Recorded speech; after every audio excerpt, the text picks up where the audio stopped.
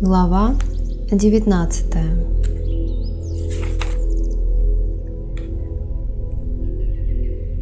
Услышав то, что говорил Даттатрея, Парашурама попросил его подробнее рассказать о поведении и деятельности джняни.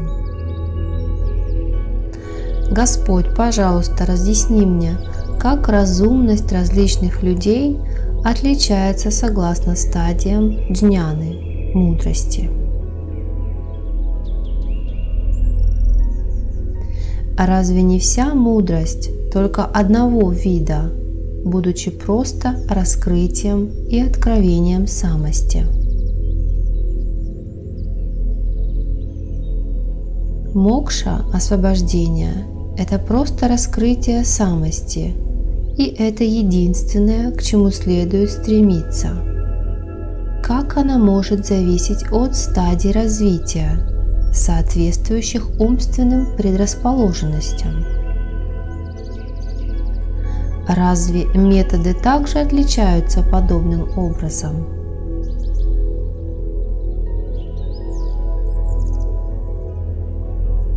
Снова спрошенный об этом, Шри Датта, океан сострадания, начал отвечать на его вопросы.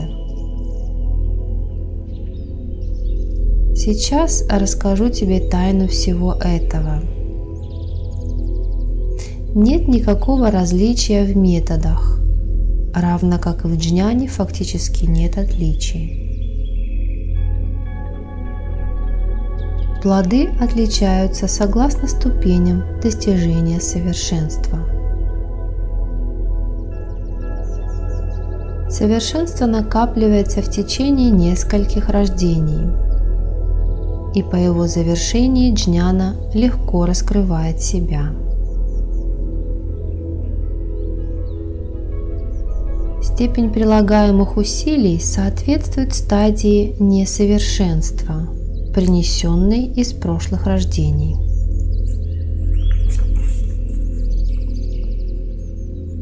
Однако джняна извечна, и в действительности не требуется никаких усилий.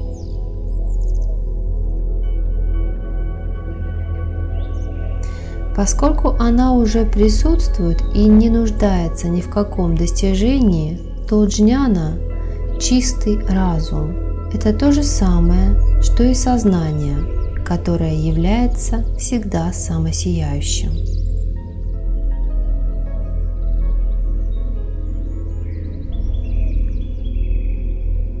Какого рода усилие сможет помочь раскрытию извечно самосияющего сознания? Когда оно покрыто толстым слоем бесконечных васан, предрасположенностей, его нелегко постигнуть. Сноска. Васана – глубоко укоренившиеся желания, кармический след, кармическая склонность, предрасположенность. Возврат к тексту. Наслоение должно быть вначале размочено струей пара обуздания ума, а затем тщательно счищено острой стамеской исследования.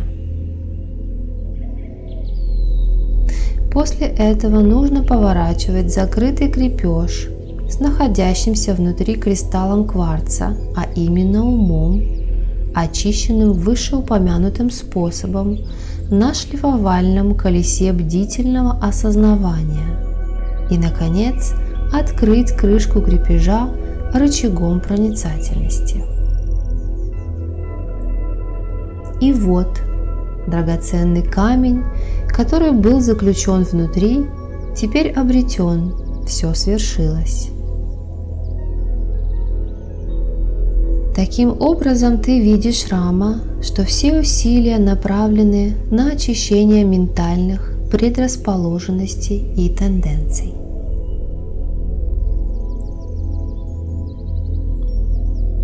Умы – это совокупные влияния предрасположенностей, накопленных кармой.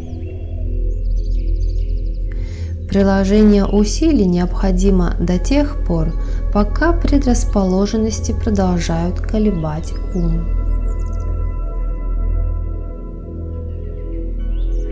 Предрасположенности бесчисленны, но я перечислю несколько наиболее важных. Их можно грубо разделить на 3 группы. Апарадха – ошибка, карма – действие и кама – желание. Предрасположенность, типичная для первой группы, это неверие в поучению гуру и святых книг, что является вернейшим путем к падению. Неправильное понимание поучений, обусловленное самонадеянностью или гордостью, это аспект неверия, закрывающий путь к реализации для ученых-пандитов и других.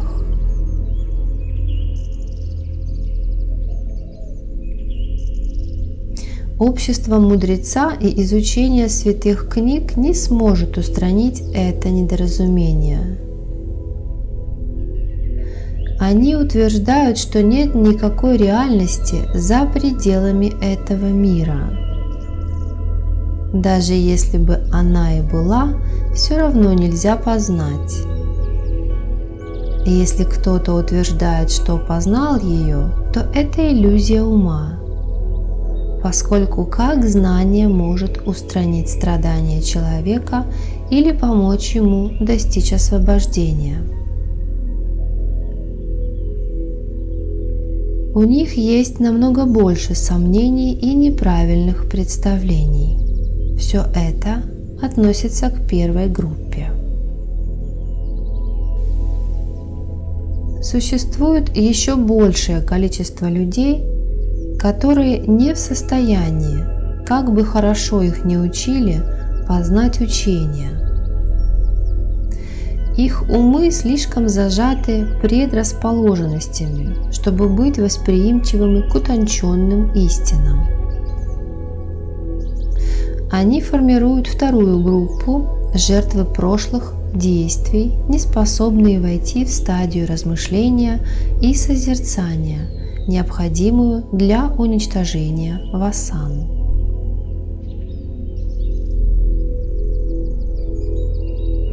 Третья группа встречается чаще всего. Это жертвы желания, которые всегда охвачены жаждой деятельности, то есть желанием работать ради некоего результата. Эти желания бесчисленны, так как они вздымаются бесконечно, подобно волнам в океане. Можно сосчитать звезды на небе, но не желания. Желания даже всего лишь одного человека бесчисленны, а что уж говорить о желаниях их всех. Каждое желание слишком обширное, чтобы быть удовлетворенным, поскольку оно ненасытно, слишком сильное, чтобы устоять перед ним, и слишком утонченное, чтобы избежать его. И поэтому мир, находясь во власти этого демона, ведет себя безумно и стонет от боли и страданий, испытывая последствия своих собственных неправильных дел. Только тот, кто огражден отсутствием желаний, бесстрастием и недоступен для козней монстра желания, может вознестись к счастью.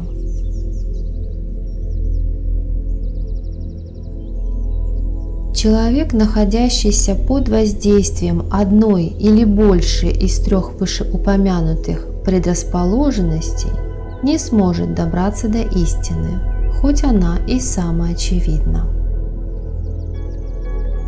Поэтому я говорю тебе, что все усилия направлены на уничтожение этих врожденных тенденций. Первая из них, то есть ошибка, приходит к концу при появлении уважительного доверия к святым книгам и учителю. Вторая, то есть действие, может прекратиться только божественной милостью, которая может снизойти на человека в этом рождении или в любом последующем. Ни на что другое невозможно надеяться. С третьей, то есть желанием, необходимо постепенно бороться с помощью бесстрастия, проницательности, поклонения Богу, изучения священных писаний, обучения у мудрого, исследования самости и так далее. Усилия, направленные на преодоление этих препятствий, бывают большими или меньшими, согласуясь с величиной препятствий.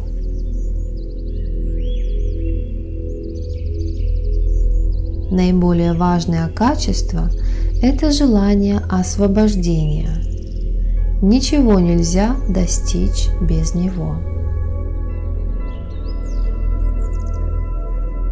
Изучение философии и дискуссии на эту тему с другими совершенно бесполезны, так как это не лучше, чем изучение искусств. Ибо если дело обстоит именно так, человек мог бы с равным успехом надеяться на спасение, изучая скульптуру или практикуя это искусство. Изучение философии при отсутствии сильного стремления к спасению сродни одеванию трупа. И опять-таки рама. Случайное желание к освобождению также тщетно. Такое желание часто появляется при изучении великолепия освобожденного состояния. Это случается со всеми, но никогда не приносит никаких твердых результатов. Поэтому такое мимолетное желание не имеет ценности. Желание должно быть сильным и прочным, чтобы оно могло принести плоды. Результаты прямо пропорциональны напряженности и продолжительности такого желания. Для достижения цели желание должно сопровождаться усилиями. Только тогда будет происходить напряженная работа и продвижение. Подобно тому, как человек, получивший ожог, сразу же устремляется на поиск мазей, смягчающих боль, и не тратит впустую время на другие устремления. Также и искатель должен изо всех сил устремиться к освобождению, исключая все остальные устремления. Такое усилие плодотворно, и ему предшествует безразличие ко всем остальным достижениям.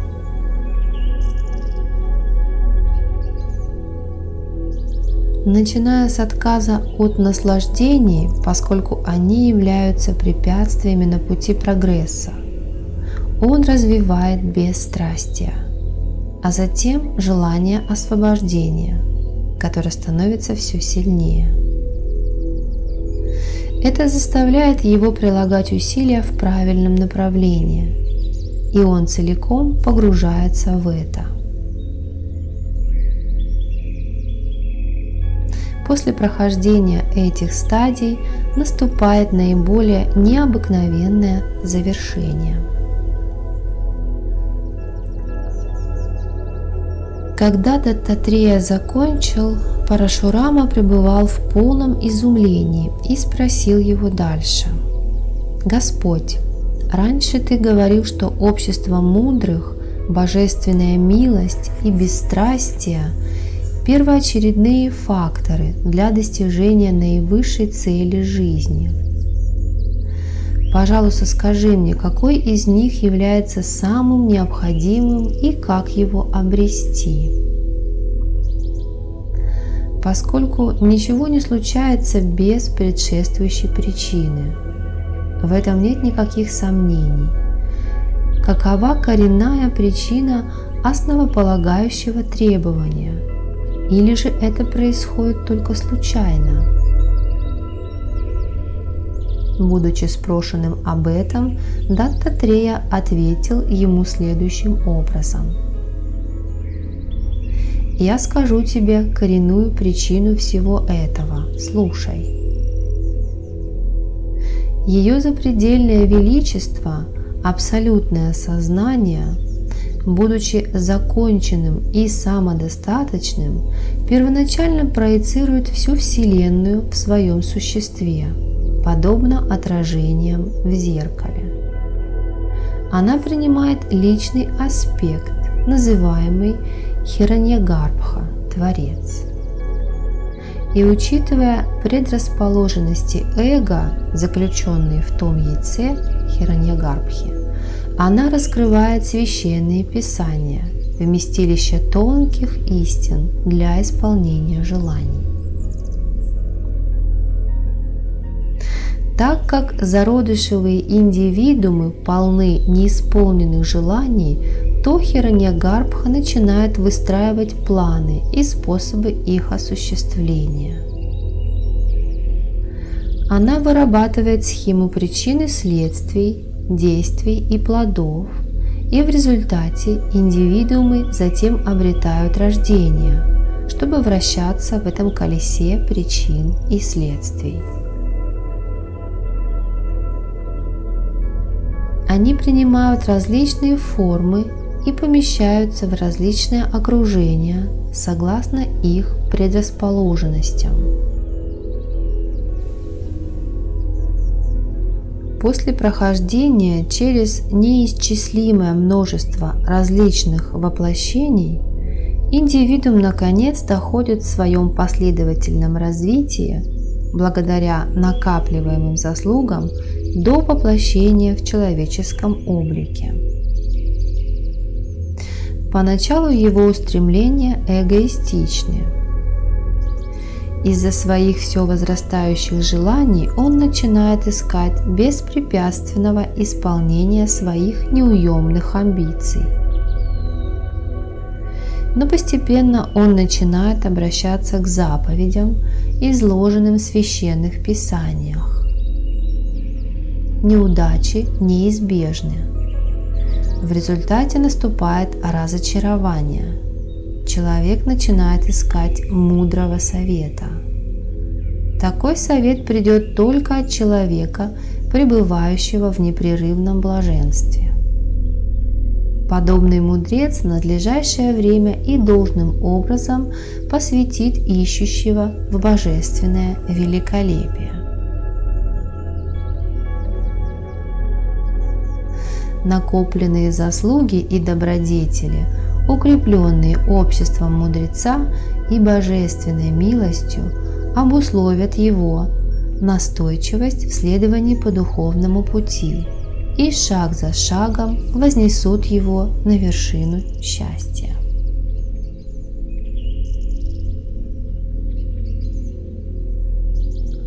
Теперь ты видишь, почему общество мудреца считается коренной причиной всего блага. Это происходит частично благодаря накопленным заслугам человека, а частично благодаря его бескорыстной преданности Богу. Но всегда как будто случайно, подобно плоду, который внезапно упал из пустоты.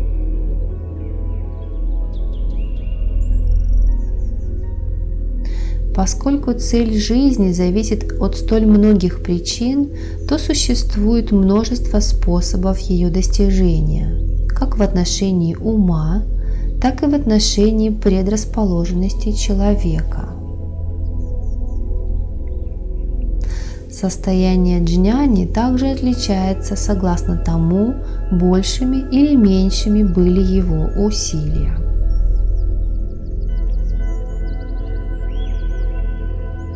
Соответственно, небольшого усилия достаточно для стирания небольших васан. Тот, чей ум был очищен благими делами, в непрерывном ряде прошлых воплощений достигает наивысших результатов, прикладывая пропорционально совсем небольшое усилие, которое ему остается совершить, как в случае с Джанакой. Проблеск джняны осознания, полученный тем, чей ум переполнен плотными васанами, накопленными в прошлых воплощениях, недостаточен для преодоления глубоко укоренившегося невежества. Такому индивидууму придется практиковать самадхи, нидхитьясану, или обуздание ума и созерцания в последовательных рождениях для достижения результативного и окончательного осознавания. Поэтому мудрецов можно разделить на различные классы. О потомок рода Пхригу! В состояниях джняны существуют различия, характеризуемые аспектами и отношениями разума и разнообразием проявлений деятельности, обусловленной этим. Такие различия весьма очевидны в Брахме, Творце, Вишну, Хранителе, и Шиве, Разрушителе, которые являются джняни по самой своей природе. Это не означает, что джняна осознавания допускает разнообразие. Эти отношения зависят от их васан, предрасположенностей и окружения. Они – владыки Вселенной и всезнающие. Их джняна чиста и не загрязнена тем, что они делают. Цвет лица джняни может быть светлым или темным, но ни его джняна, ни качество его ума от этого никак не зависят.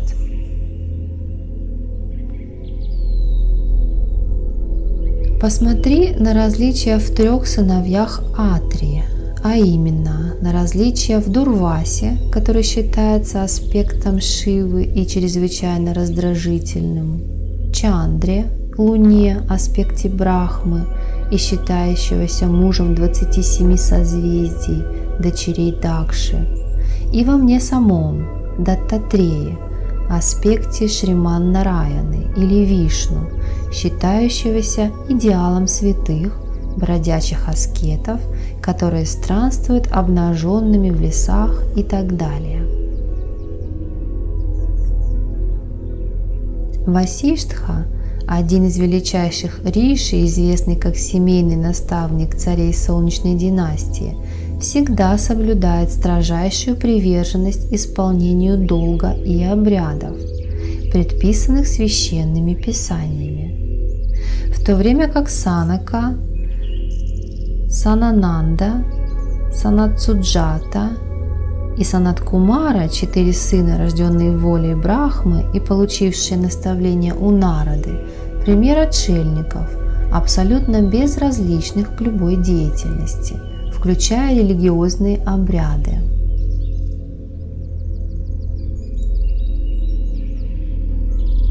Нарада – идеал Бхакти, благоговейной любви к Богу. Бхаргава – Шукра, известный наставник асуров, который постоянно воюет с богами, поддерживает врагов в бою. В то время, равно как великий мудрец Брихаспати, Юпитер, наставник богов, поддерживает богов в борьбе с их врагами.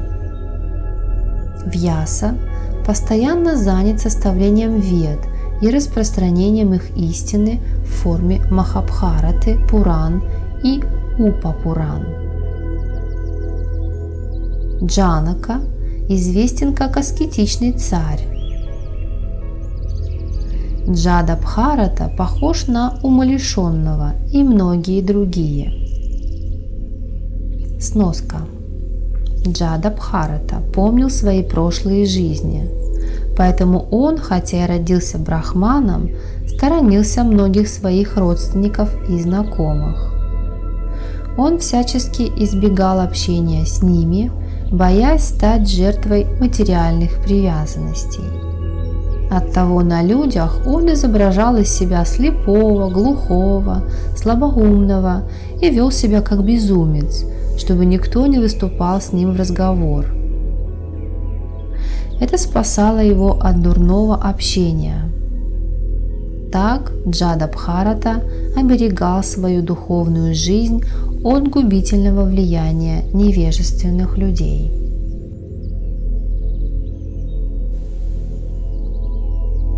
Примечание.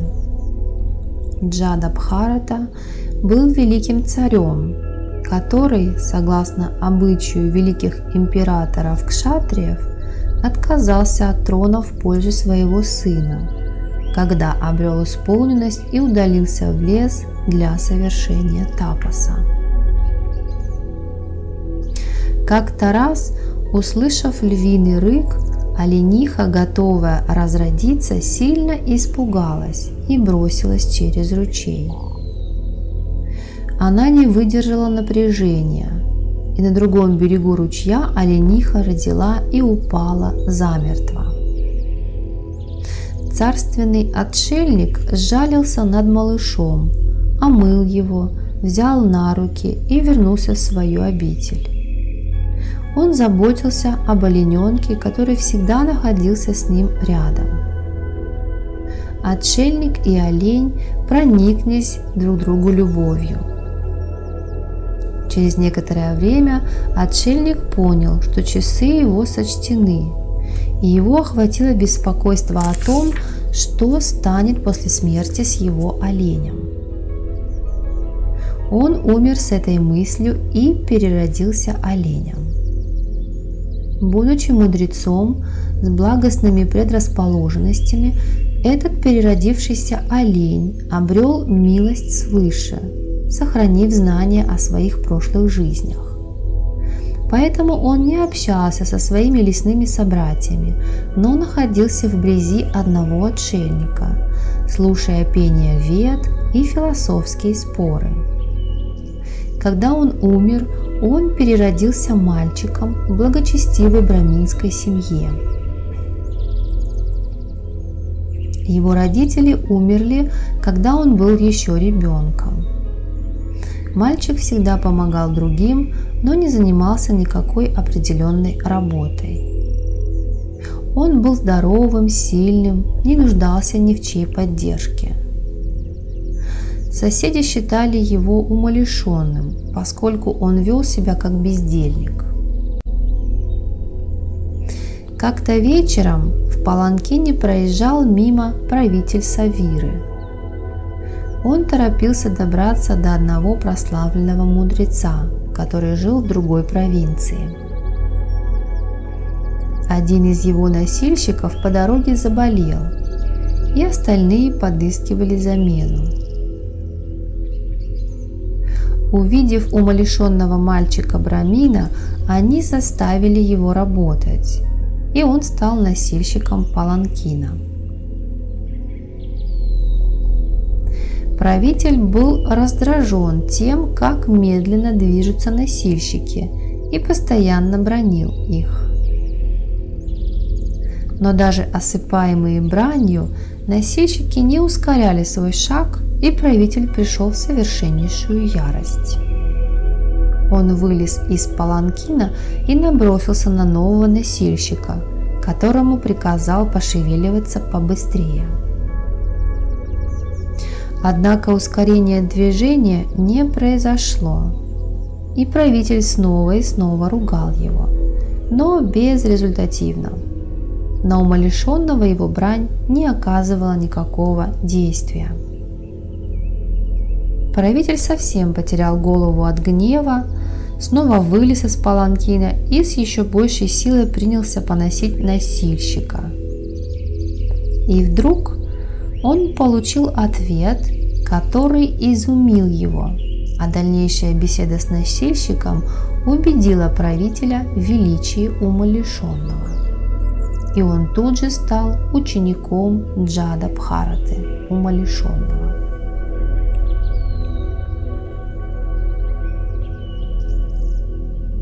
Возврат к тексту. Существует много других людей с индивидуальными характеристиками, таких как Чьявана, Яджнявалкья, Вишвамитра и так далее.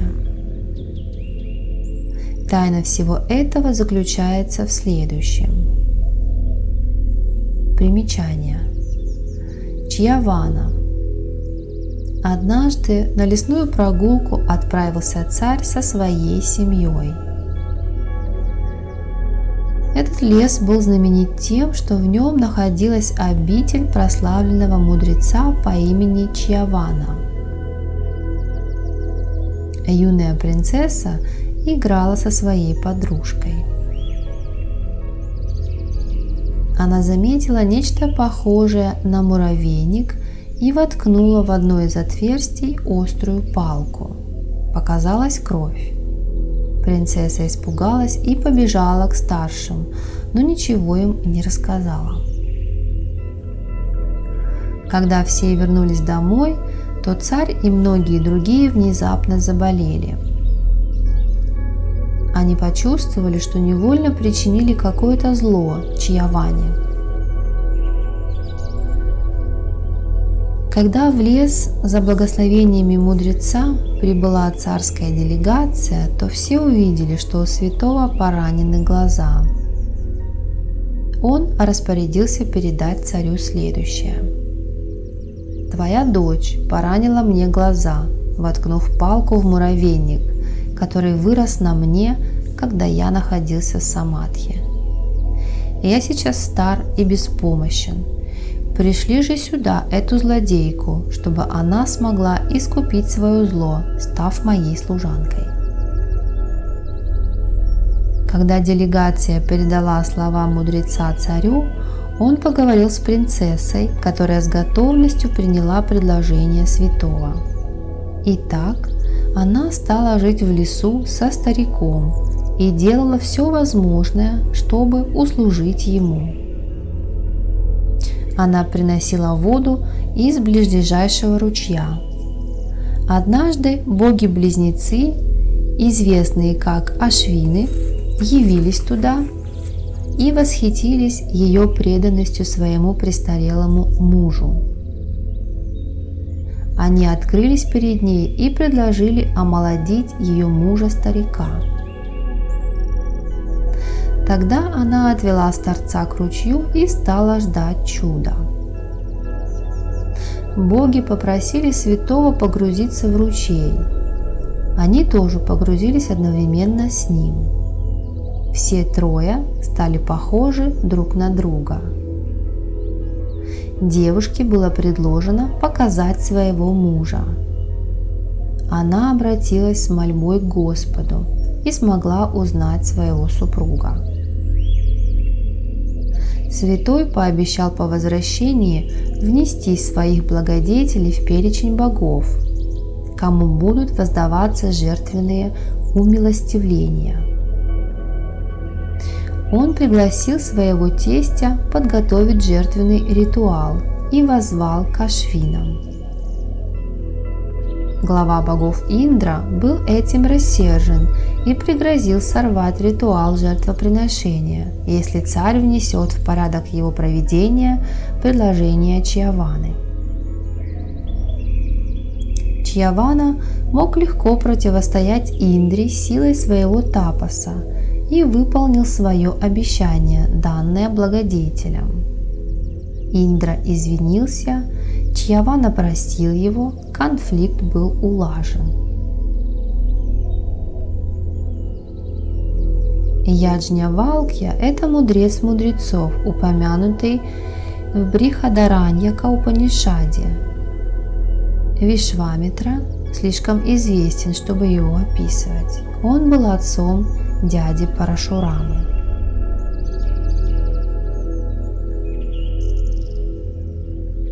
Возврат к тексту. Из трех типичных вышеупомянутых васан, васана действия является наиболее могущественной и считается, что она и есть невежество. Те лучшие, кто свободны от всех васан и особенно от наименьшего следа васаны действия. И если личность свободна от ошибки неверия в поучение учителя, то васана желания, не будучи слишком серьезной преградой на пути к реализации, уничтожается практикой созерцания и размышления.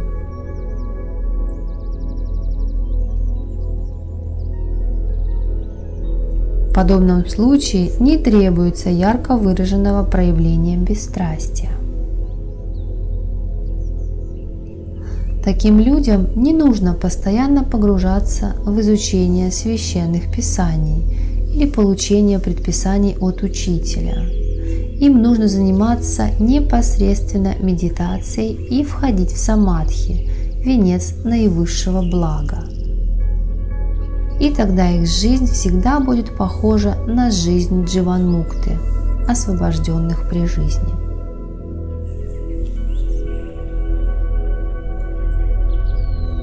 Мудрецы, обладающие тонким и ясным разумом, не считали разумным на этом этапе уничтожать свои желания и так далее. Например, принудительно заменяя одни мысли другими, потому что желание не препятствует осознанию. Поэтому их желания продолжают проявляться даже после осознавания, как и раньше. И при этом они не запятнаны такими васанами. Они считаются освобожденными и имеющими различные взгляды. Они также считаются наилучшей категорией джняни. Рама – тот, чей ум цепляется за невежество, выраженное в потребности деятельности, не может надеяться на осознание, даже если сам Шива предложит наставлять его. Равно как и человек, отмеченный ошибкой безразличия к поучениям или неправильного их понимания. С другой стороны, человек, который лишь слегка подвержен влиянию этих двух васан и при этом намного больше подвержен влиянию васаны желания или амбиций, благодаря многократному слушанию о святой истине, ее обсуждению и созерцанию, несомненно достигнет цели, хоть и только со значительными трудностями и через долгое время.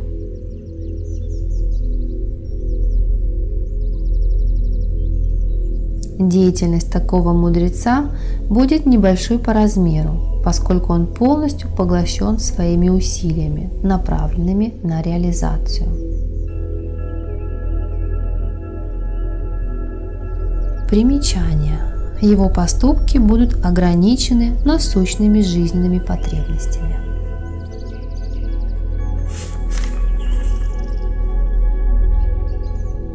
Мудрец этого класса благодаря своей длительной практике и строгой дисциплине обуздал свой ум настолько хорошо, что предрасположенности полностью уничтожены, и его ум уже как будто бы мертв. Он относится к среднему классу в схеме классификации мудрецов, и его называют мудрецом без ума. Последний и низший класс среди мудрецов – это те, чьи практика и дисциплина недостаточно совершенны, чтобы уничтожить умственные предрасположенности. Их умы все еще активны, и такие мудрецы считаются связанными со своими умами.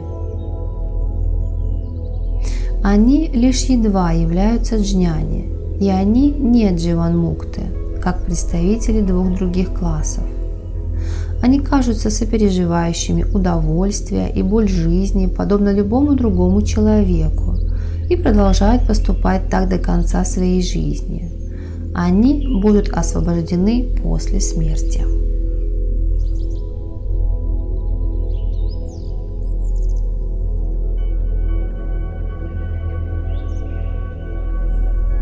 Прарабдха, прошлая карма, полностью бессильна в отношении среднего класса, представители которого уничтожили свои умы длительной практикой. Сноска. Прарабдха – деяния, приносящие плоды, механическое воздействие орудий пракрити, созревающая часть карма. Прарабдха карма – карма или действие, совершаемое человеком, кармические результаты прошлых действий, которые придают форму событиям текущей жизни. Подразделяется на три группы – санчита, агами и непосредственно прарабдха. Санчита карма – обширный склад накопленных действий, совершенных в прошлом, плоды которых еще не созрели. Агами карма – действие, которое будет совершено индивидуумом в будущем. Прарабдха карма – действие, которое начало плодоносить, плоды которого созревают в этой жизни.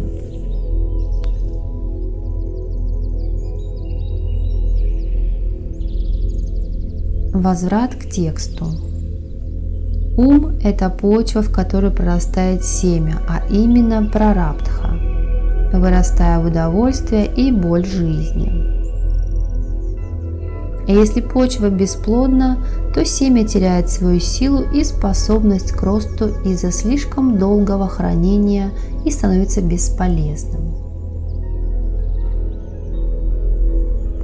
В мире есть такие люди, которые могут выполнять несколько дел одновременно, со всей внимательностью, и которые известны как удивительно искусные в деяниях. Некоторые, опять же, уделяют свое внимание работе, в то время как они прогуливаются и общаются с другими людьми. Или похожи на учителя, который следит за каждым учеником в отдельности и осуществляет контроль над всеми учениками в классной комнате.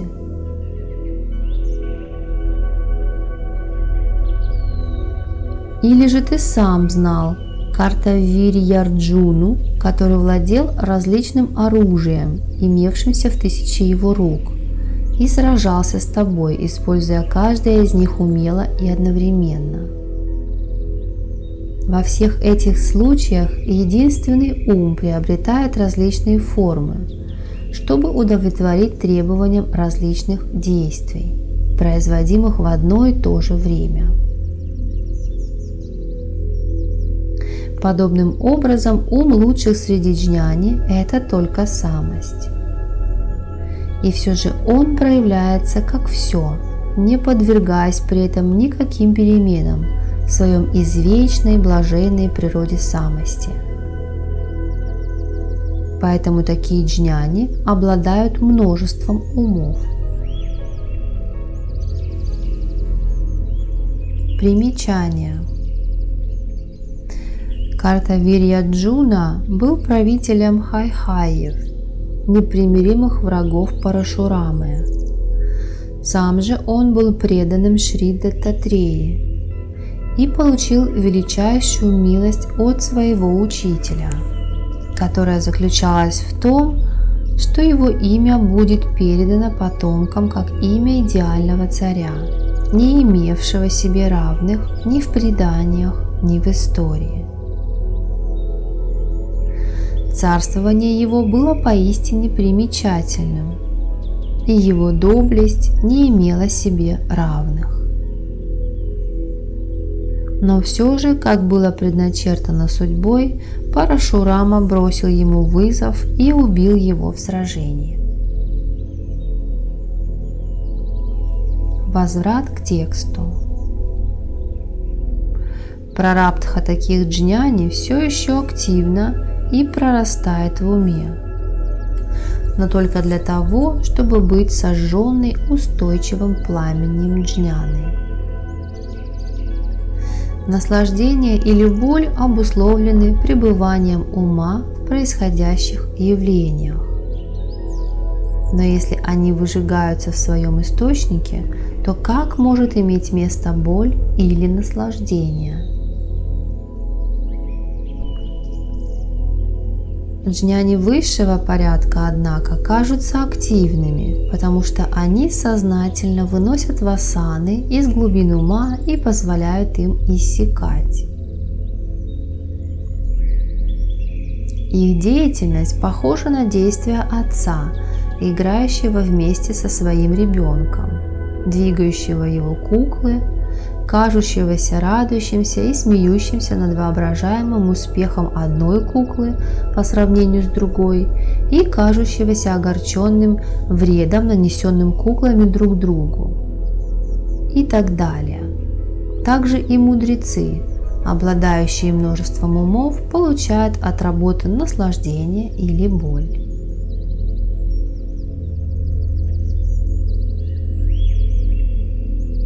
Васаны не враждебны по отношению к реализации, не оскверняются представителями лучшей категории джняни, потому что они не в состоянии искать новые, чтобы вытеснять старые.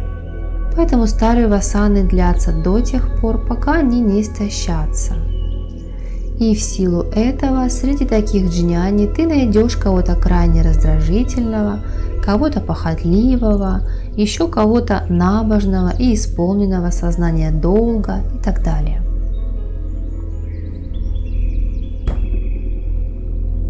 Джняни низшего порядка, все еще пребывающие под влиянием своих умов, знают, что нет никакой истины в вещественном мире Вселенной.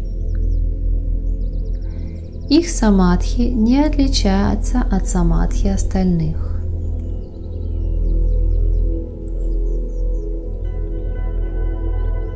Что такое самадхи? Самадхи – это исключительно процесс осознавания самости.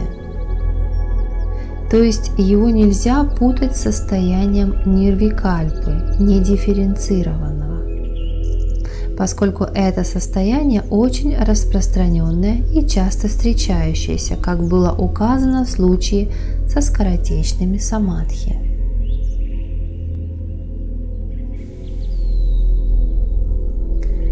Каждый испытывает состояние нирвикальпы хоть и бессознательно. Но какая польза от таких неосознаваемых самадхи? Подобное состояние становится возможным также и для хатха-йогов. Один только этот опыт не приносит никакого длительного блага. Но индивидуум может применять полученный опыт в практических делах повседневной жизни. Самадхи может быть таким и только таким. Здесь подразумевается сахаджа самадхи. Комментарий. Самадхи. Искатели могут быть джняна-йогами или хатха-йогами. Первые учатся истине из священных писаний и от гуру, они ясно размышляют на ней и понимают ее. Потом они созерцают истину и обретают самадхи. Мудрецы говорят, что самадхи – это контроль, который приходит вследствие применения пережитой истины, например, осознанности самости, практическим сторонам жизни. Это самадхи возможно только для джняна-йогов.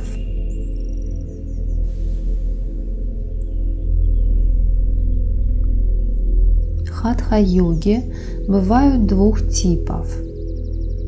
Первые нацелены на устранение волнений ума, начиная с устранения несамости и постепенно переходя ко всем умственным колебаниям. Это требует очень длительной и напряженной практики, которая становится второй натурой йога. в результате чего йог остается совершенно невозбужденным. Йоги второго типа практикуют 6 базовых упражнений и затем переходят к контролю за дыханием, пранаяме, до тех пор, пока не смогут впустить в воздух сушумна нади. Сноска. Сушумна – центральный энергетический канал вдоль позвоночного столба, проводник праны, вдоль которого расположены чакры, центры психической энергии. Сушумна нади – это нади, тонкий энергетический канал в центре позвоночного столба, проводник кундалини шакти. Возврат к тексту. Так как первое усилие направлено на обретение контроля над дыханием, то образуется напряженный поток, который рассеивается, если впустить в воздух сушумну. Ощущение счастья, которое обретает человек, сравнимо с облегчением, которое испытывает носильщик, сбросив со спины тяжелый груз. Ум такого человека подобен уму человека, пребывающего в обмороке или состоянии опьянения. Оба типа хатха-йогов ощущают счастье, подобное пребыванию в дремотном состоянии.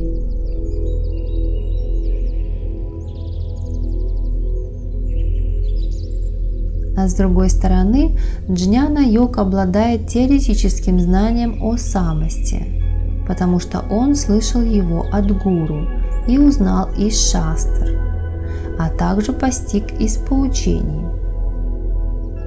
Следовательно, пелена невежества от него отброшена еще даже до переживания самадхи. Ядро сознания свободно от мыслей о внешних явлениях и воспринимается им как зеркало, отражающее образы. Более того, на ранней стадии самадхи он способен оставаться осознанным, как абсолютное сознание свободно от любых проблесков мысли.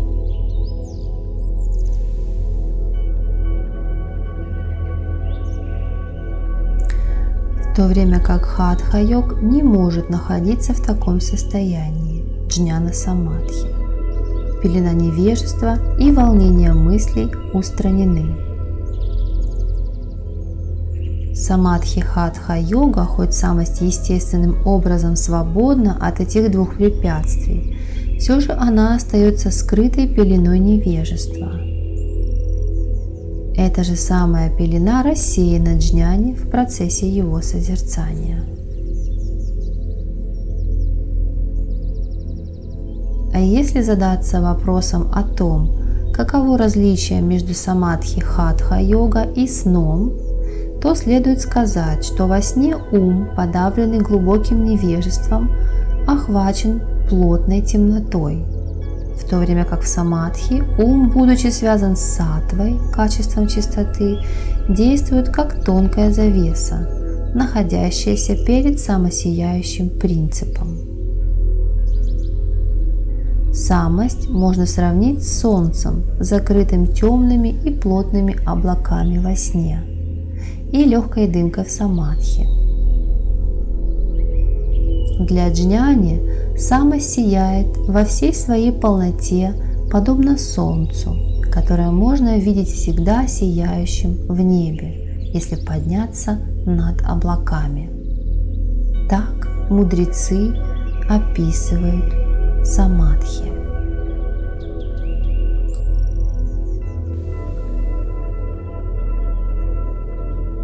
Рассказав о самадхи джняне с точки зрения мудрецов, Даттатрея переходит к подтверждению его неразрывной природы. Что такое самадхи?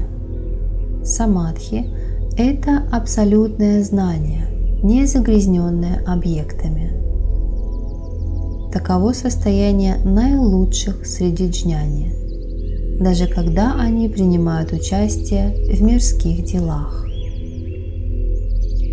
Голубой цвет неба, как известно, является нереальным явлением, и все же он предстает одинаковым как для знающего об этом, так и для незнающего, но с тем различием, что незнающий введен в заблуждение этим явлением, а знающий нет.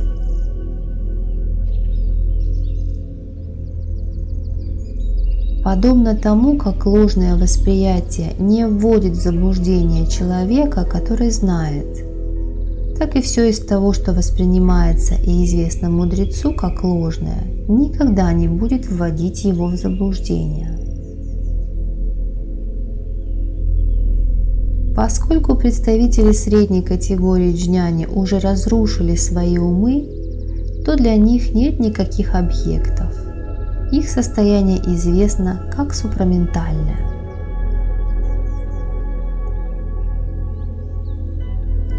Ум взволнован, когда он принимает форму тех объектов, которые он ошибочно принимает за реальные, и не взволнован в противном случае. Поэтому одно только это последнее состояние является супраментальным. Примечание. Ум джняни высшего порядка, хотя и связан с объектами, знает их как нереальные и поэтому не взволнован, как это происходит в случае невежественных людей.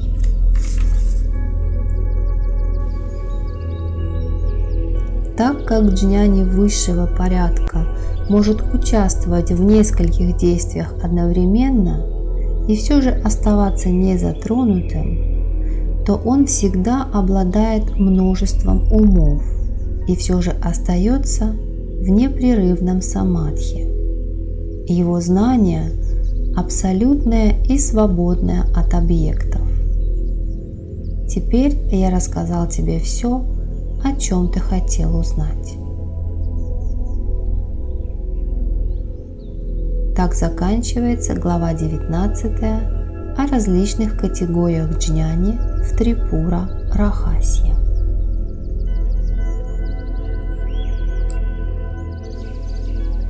Глава 20. Видья Гита.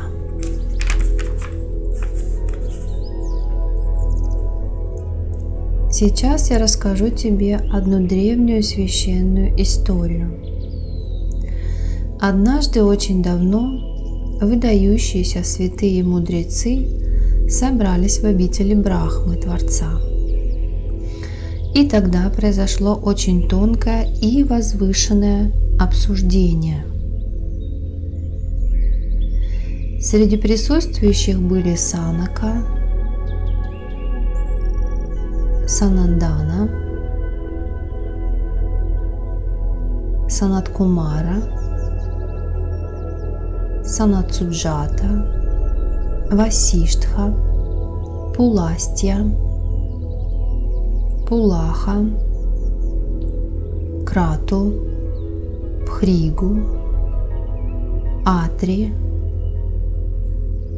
Ангирас, Прачета, Нарада, Чайвана, Вамадева, Вишвамитра,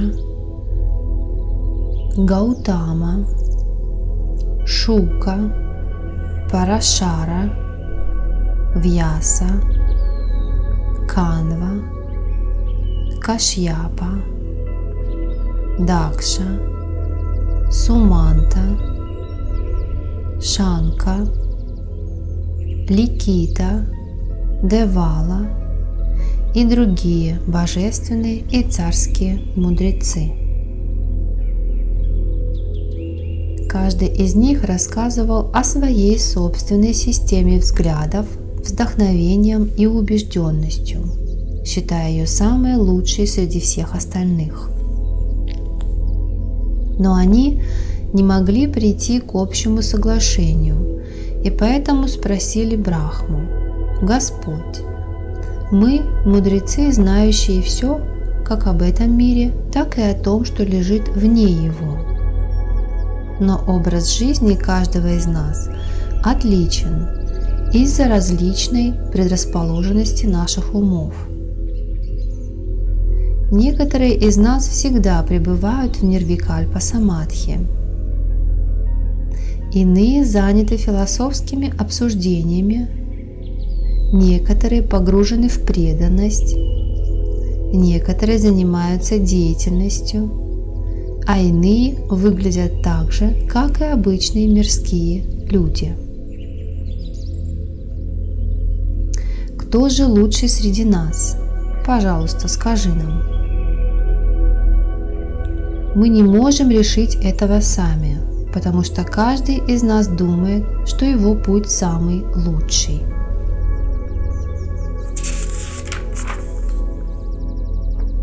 Будучи спрошенным, Брахма, видя их затруднения, ответил: «Лучшие среди святых, и я также хотел бы знать это.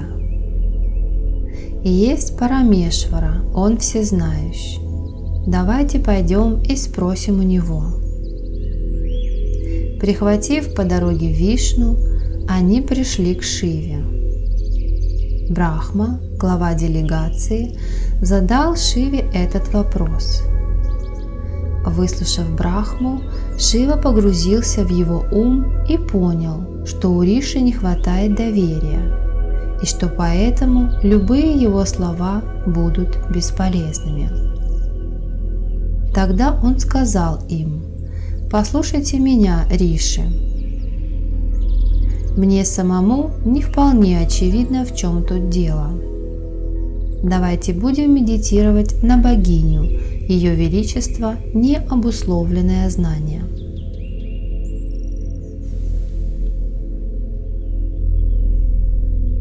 Тогда ее милостью мы сможем постичь даже самые тонкие истины.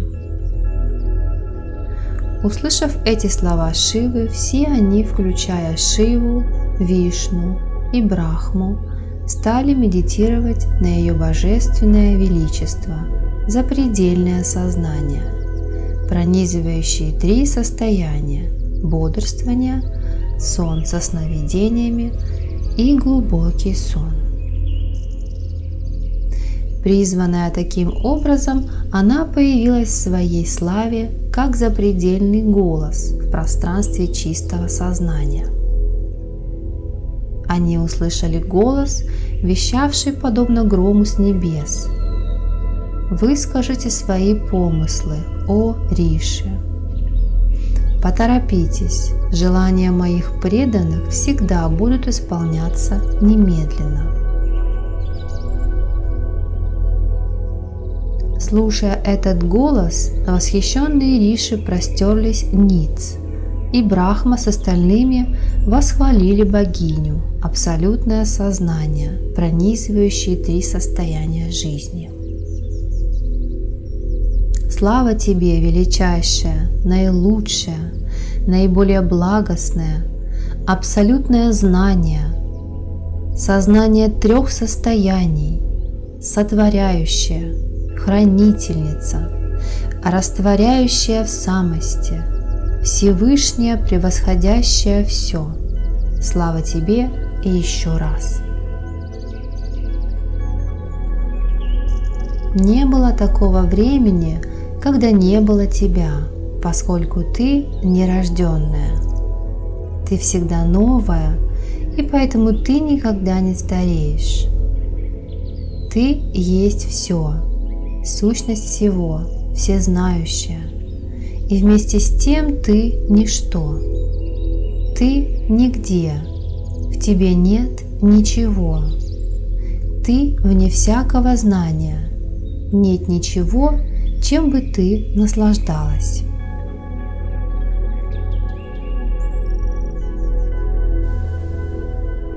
Примечание.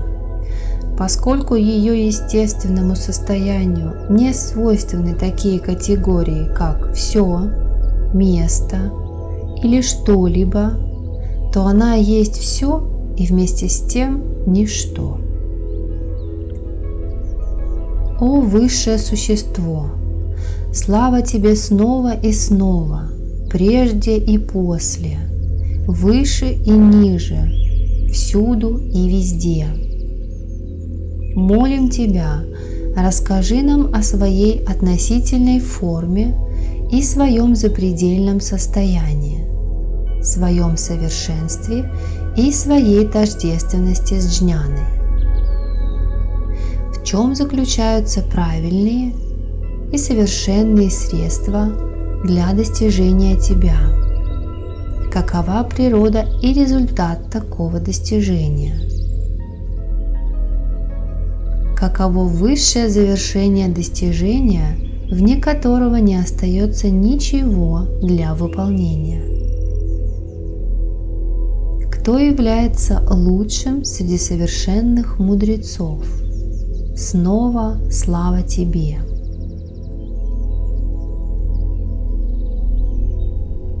Будучи спрошенной, богиня высшего знания милостиво приступила к ясному изложению того, о чем ее молили мудрецы. Слушайте, мудрецы, сейчас я ясно объясню вам все, о чем вы просите. Я дам вам нектар, собранный как суть бесконечного собрания священных писаний. Я – абстрактный разум, из которого возникает космос, в котором он расцветает и в котором он растворяется, подобно отражениям в зеркале.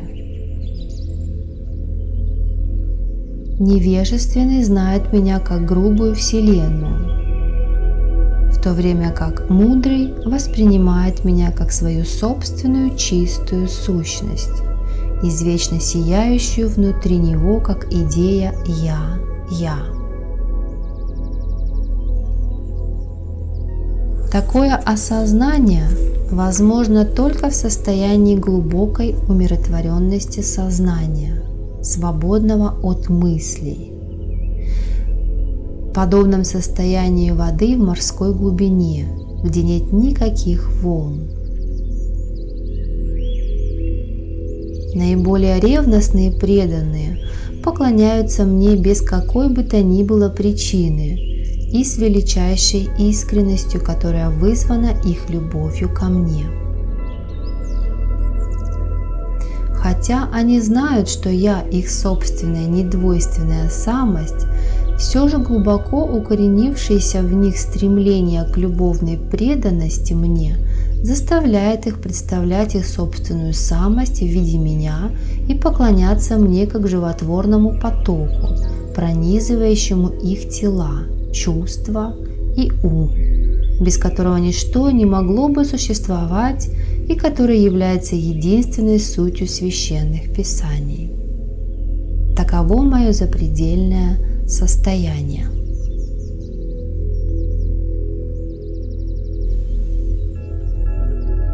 Моя конкретная форма – это извечная пара, Всевышний Господь и энергия, всегда пребывающие в неразделимом союзе как извечное сознание, пронизывающее три проявленных состояния – бодрствования, сна со сновидениями и глубокого сна, покоящаяся на ложе, четырьмя опорами которого являются Брахма – Творец, Вишну – Хранитель, Шива – Разрушитель и Ишвара – Исчезновение, чья внешность есть Сада Шива – Милость, пребывающий в обители, известной как исполнение устремлений, окруженным садом из деревьев Кадамба на острове Сокровищ, расположенным посреди необъятного океана нектара,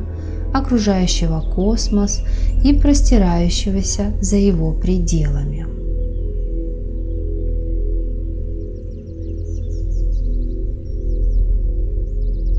Брахма, Вишну, Шива, Ишвара, Садашива, Ганеша, Сканда, боги 8 сторон света, энергии их богинь, божественных сущностей, небесных змеев и других сверхчеловеческих существ – все это проявление меня самой. Однако люди не знают меня, потому что их разум окутан невежеством. И я дарую блага тем, кто поклоняется мне. Помимо меня нет никого достойного поклонения или способного исполнять любые желания. Комментарий. Все божества, принимающие поклонение, и все представления о Боге – это мои проявления, потому что я есть чистый разум, который не может быть превзойден ни при каких обстоятельствах.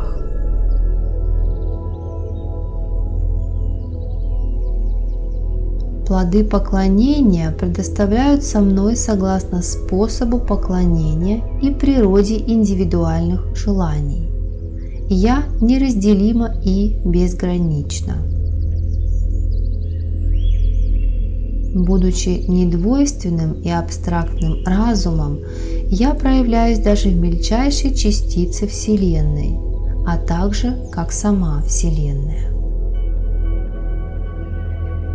Хотя я проявляюсь разнообразными способами, я все же остаюсь чистой и незамутненной, поскольку абсолютность – моя сущность. В этом заключается моя главная сила, которую очень трудно постигнуть в полной мере. Поэтому, о Риши, обдумайте это со всей остротой вашего разума. Хотя я – обитель всего и присуща всему, я остаюсь чистой.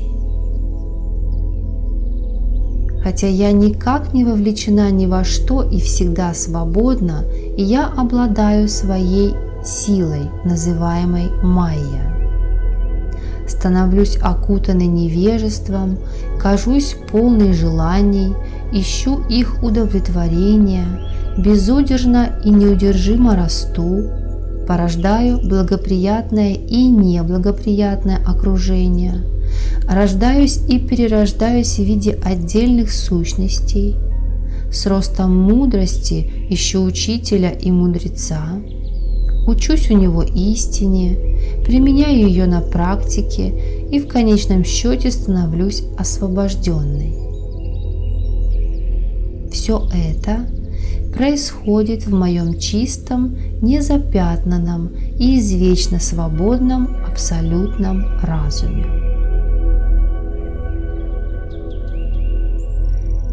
Эти проявления невежественного и свободного называются моим творением, которое, однако, не имеет никаких посторонних вспомогательных средств.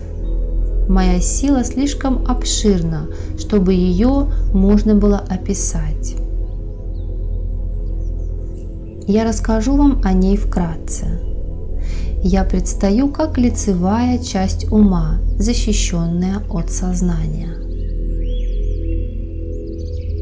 Знание, которое относится ко мне, является сложным, но в целом его можно разделить на две категории – двойственное и недвойственное, из которых первое относится к поклонению, а второе – к осознанию. Из-за их сложности и запутанности в них присутствует много деталей, ведущих к различным результатам. Двойственное знание многогранно, потому что оно зависит от концепции двойственности, и оно проявляется как поклонение, молитва, мантра, медитация и так далее. Но все это обусловлено всего лишь умственными представлениями. Однако даже в этом случае они эффективны в сравнении с грезами, поскольку закон природы обеспечивает это.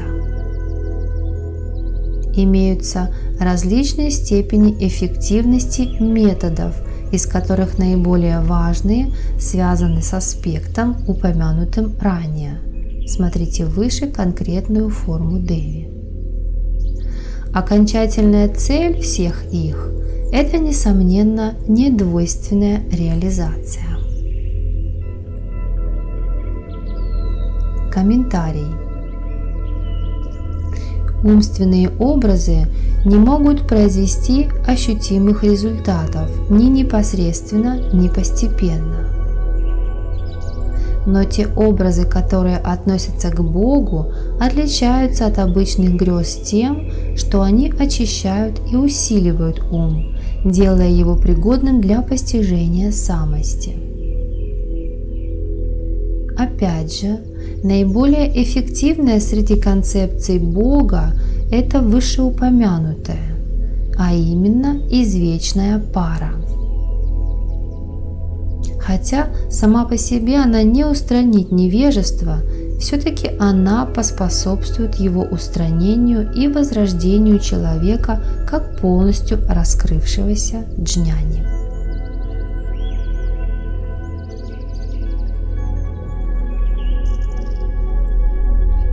Поклонение абстрактному разуму в конкретной форме не только полезно, но необходимо для достижения недвойственной реализации.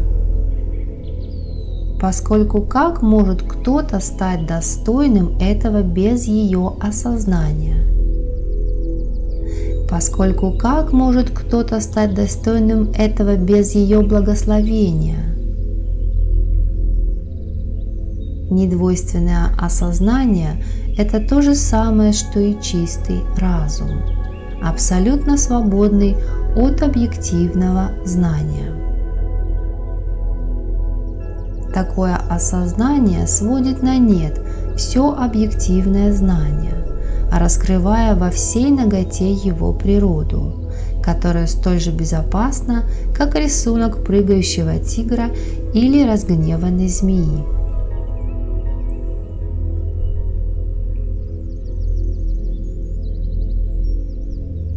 Когда ум полностью растворился в самости, то такое состояние называется нирвикальпа самадхи – недифференцированное умиротворенное состояние.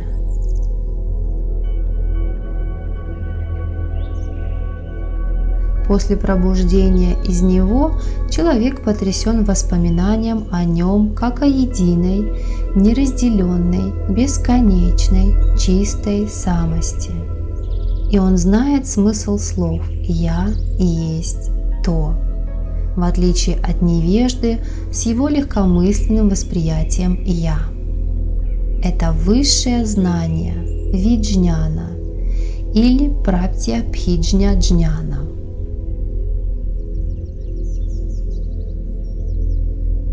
Примечание. Продвинутое состояние медитации – это савикальпа самадхи, в котором человек знает, что он отвернулся от вещественного, обратившись к истинно реальному, и ощущает свою близость к состоянию самореализации. Когда он действительно погружается внутрь своей самости, то для него нет никакого знания, кроме простого осознавания блаженного существования. Это нирвикальпа самадхи. Выходя из этого состояния, он видит мир таким же, как и любой другой человек, но его отношение к нему становится другим. Теперь он способен познать свою чистую самость, и он больше не путает себя с эго. Это высшая ступень осознания.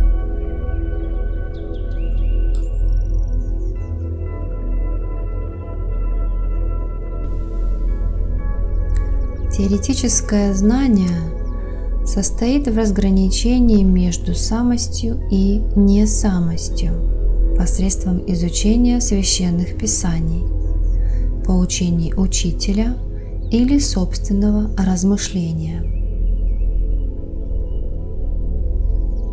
Высшая мудрость – это та, что раз и навсегда устраняет восприятие «не-я».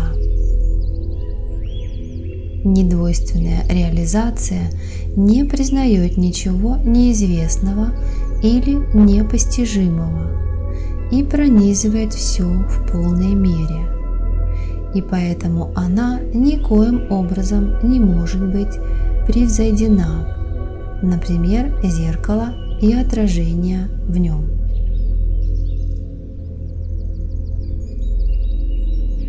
Когда это совершается, разум становится предельно ясным, потому что все сомнения разрушены.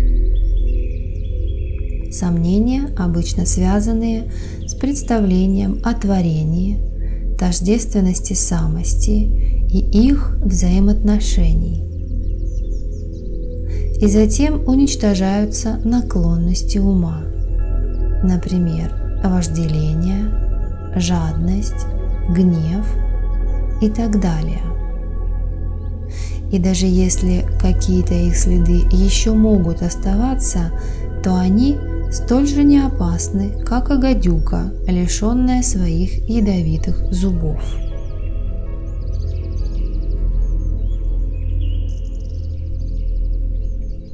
Плоды самореализации – это прекращение всех страданий, как здесь, так и впоследствии, и абсолютное бесстрашие. Это называется освобождение. Примечание. Прекращение страданий случается и во сне, но потенциальная возможность страданий в этом случае не пропадает.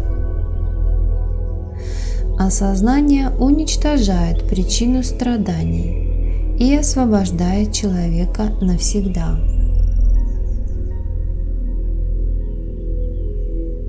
Страх подразумевает существование чего-то отличного от самого себя.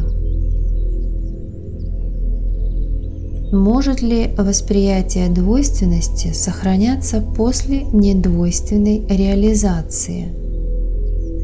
Или может быть темнота после восхода солнца?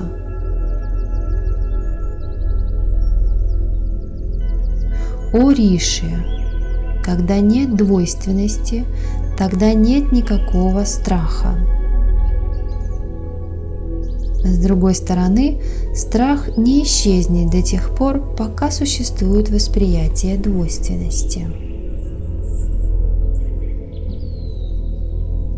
То, что воспринимается в мире как отличное от самости, также вполне очевидно приходящее. Приходящее же, несомненно, должно вызывать страх потерять его. Объединение подразумевает разделенность, так и приобретение подразумевает потерю. И если бы освобождение было внешним по отношению к самости, то оно подразумевало бы страх его потери, и поэтому было бы недостойно того, чтобы стремиться к нему. С другой стороны, мокша – это бесстрашие, и она не является чем-то внешним по отношению к самости. Когда знающий, знание и познаваемое сливаются воедино, тогда такое состояние полностью свободно от страха, и, следовательно, происходит мокша. Джняна, высшая мудрость, это состояние, лишенное мыслей, побуждений и желаний, и оно не ограничено невежеством. Это, несомненно, изначальное состояние знающего, но оно остается нераспознанным из-за недостатка осведомленности о нем. Только гуру и шастры дают человеку обретение постижения самости.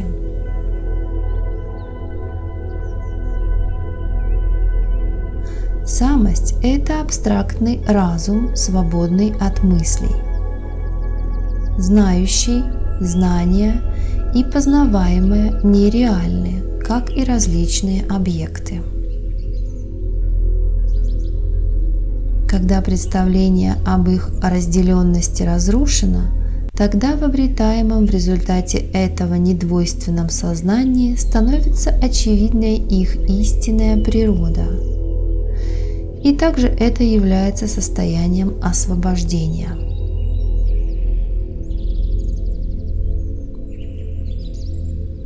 На самом деле не существует никакого разделения на знающего, знания и познаваемое. Эти различия просто соглашения, принятые с целью спокойного течения земной жизни. Освобождение вечно, и поэтому оно здесь и сейчас. В нем нет ничего, что необходимо было бы обретать. Самость проявляется как знающий, знание и познаваемое. Круговорот рождений и смертей длится со всей своей кажущейся реальностью настоящего круговорота до тех пор, пока это проявление продолжается.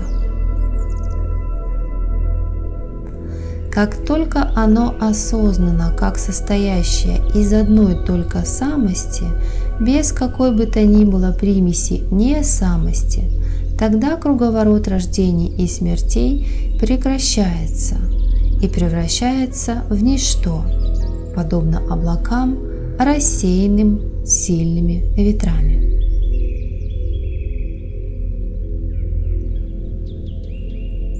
Таким образом, ты находишь, что усердность – вот единственное требование для достижения освобождения. И если устремленность к освобождению интенсивная и непоколебимая, тогда нет нужды ни в каком другом средстве.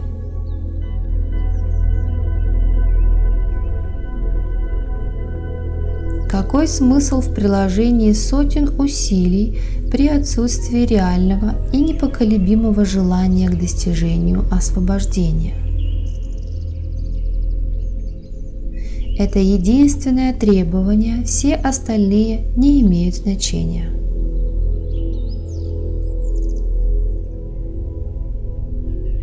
Интенсивная преданность подразумевает умственную чистоту, поскольку преданный теряет себя в объекте своего желания.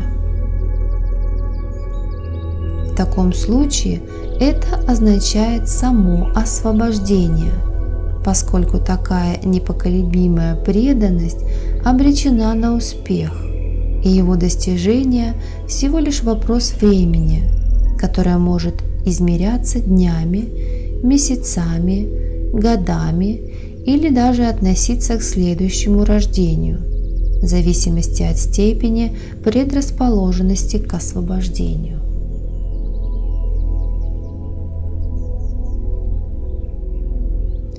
Сознание обычно запятнано дурными наклонностями, и поэтому из него не может исходить ничего хорошего. Из-за этого люди пребывают в кипящем котле рождения и смерти. Среди этих порочных наклонностей первая – недостаток веры в откровение гуру и шастр. Вторая – привязанность к желаниям. А третья – тупость, то есть неспособность понять поведанную истину. Таково их краткое описание.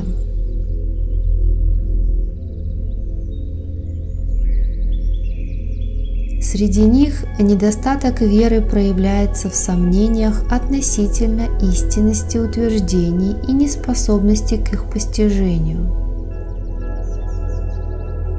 Сначала возникает сомнение в существовании мокши, позже неправильное понимание ведет к ее отрицанию. Эти два момента – неизбежные препятствия на пути любых искренних усилий, направленных на достижение реализации.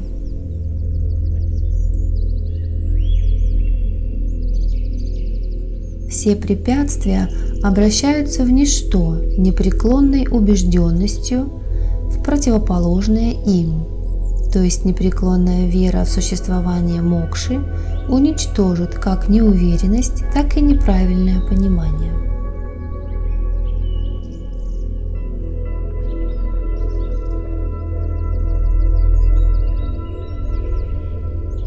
Но тогда возникает вопрос, как возможна такая непреклонная убежденность при недостатке веры? Поэтому необходимо смотреть в корень. В чем же он заключается?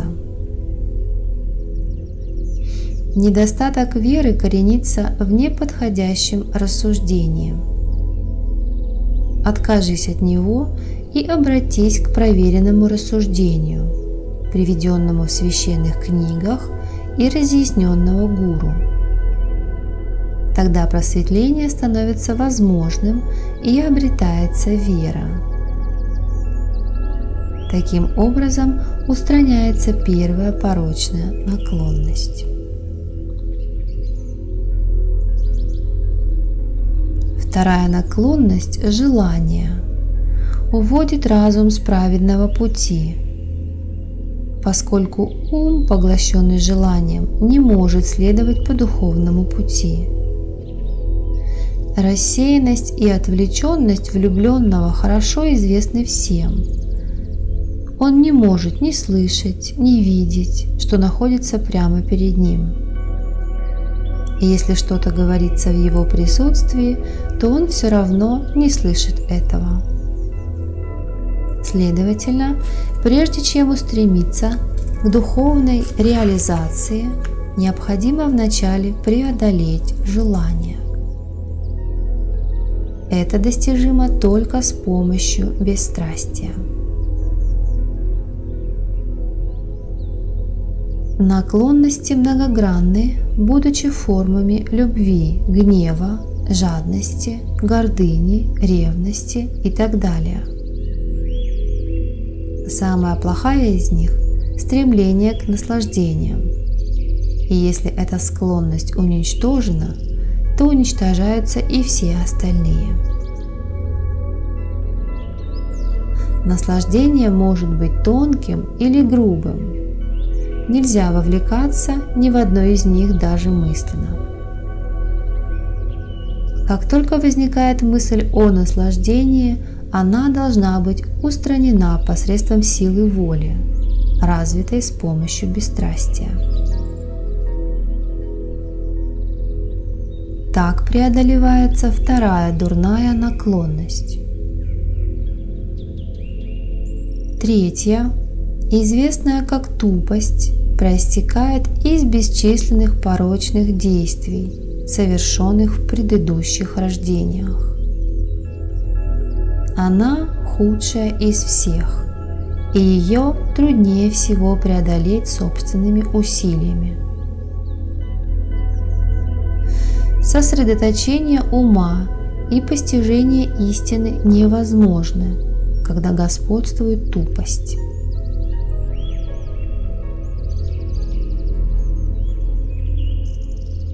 От нее нет никакого другого средства, кроме поклонения богине самости, восхваления, молитва, медитация и так далее.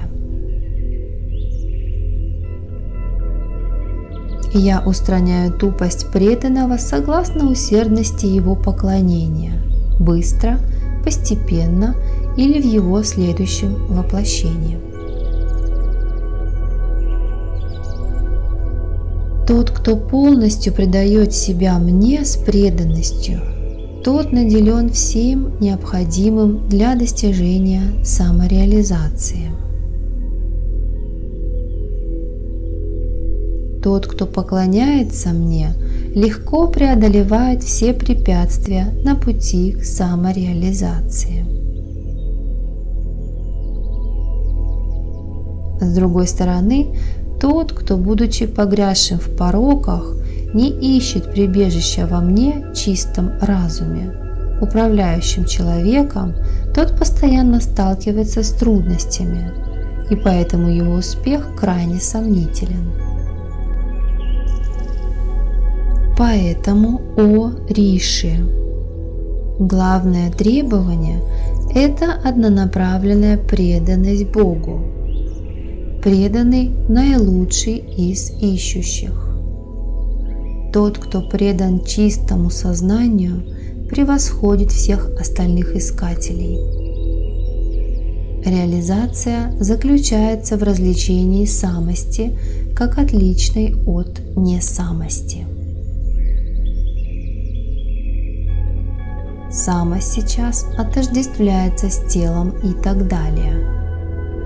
Такое заблуждение должно исчезнуть, и в результате должно наступить осознание самости, которое противоположно неведению, испытываемому в состоянии сна.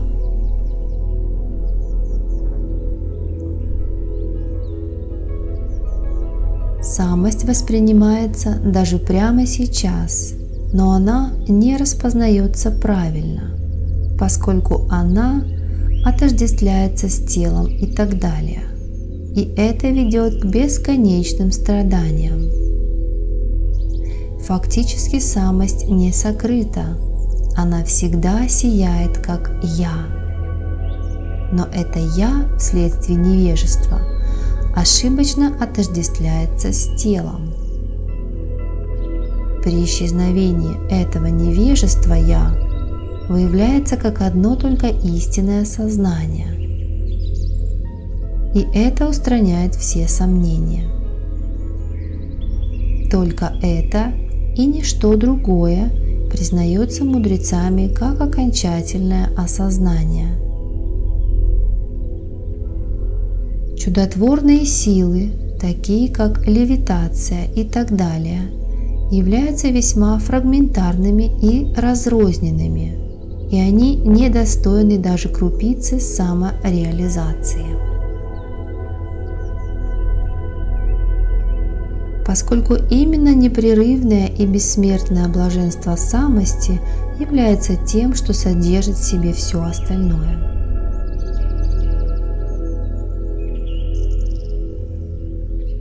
Чудотворные силы – это также еще и помеха на пути самореализации.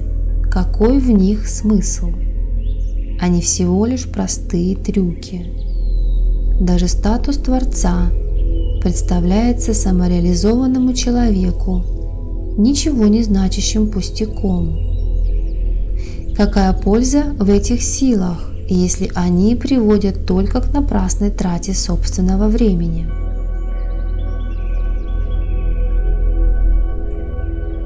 Нет никакого другого достижения, равного самореализации, только она способна прекратить все страдания, поскольку она – состояние вечного блаженства.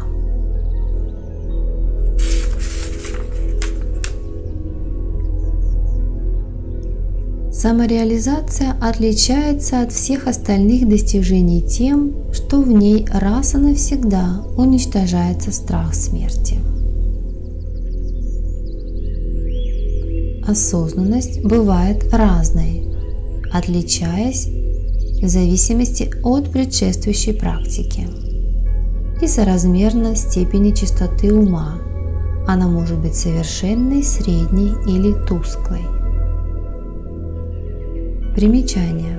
Осознание самости и ее вечная присущность во всем окружающем виде непрерывного осознания «Я-Я». Это метод и плод.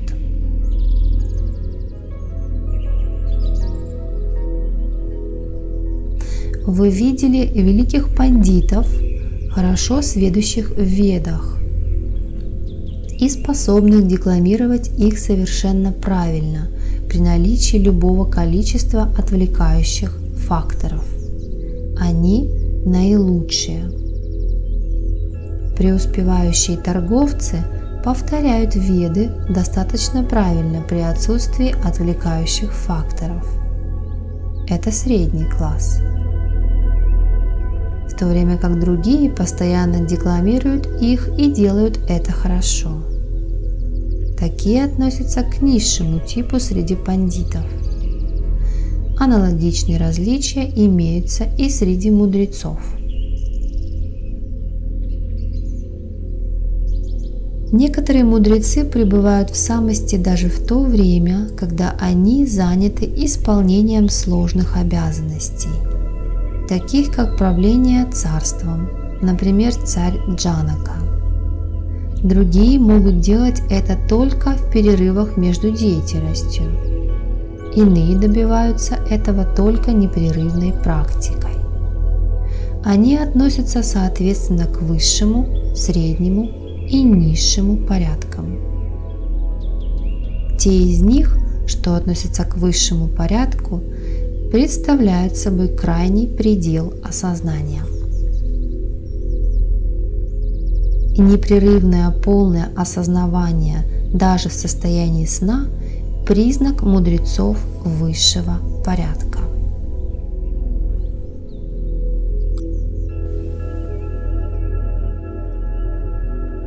Тот, кто не создавал инструменты своих ментальных наклонностей преднамеренно, но способен вызывать их по своему желанию, относится к высшему порядку.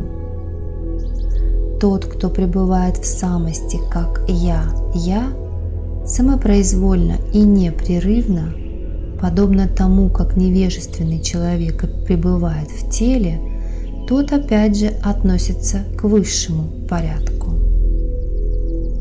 Тот, кто даже занимаясь деятельностью, не воспринимает что-либо как не-самость, тот совершенный мудрец. Тот, кто даже во время выполнения своей деятельности остается таким же незатронутым, как и во сне, тот совершенный мудрец.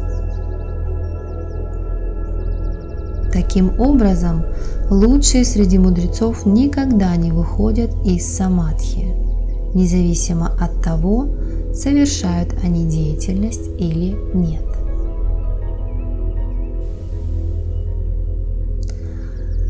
Тот, кто, исходя из своего собственного опыта, способен различать уровень других джняни, включая лучших среди них, тот, несомненно, является совершенным мудрецом.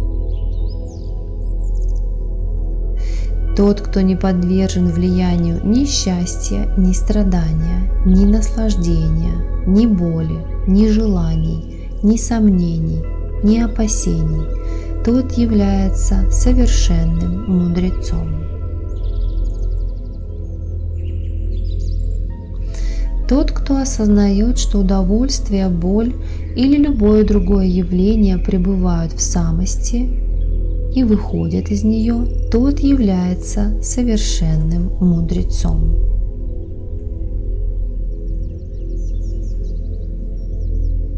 Тот, кто воспринимает себя как пронизывающего всех и вся, как невежественных, так и освобожденных, тот является совершенным мудрецом.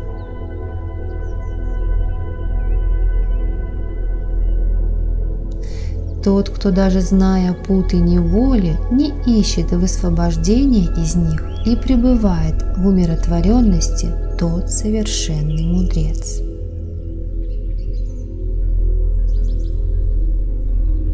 Совершенный среди мудрецов тождественен мне. Нет абсолютно никакого различия между нами. Теперь я дала вам ответы на все ваши вопросы, и вы более не должны теряться в сомнениях. Произнеся это, запредельный разум умолк. Тогда все риши восхвалили Шиву и других богов и возвратились в свои собственные обители.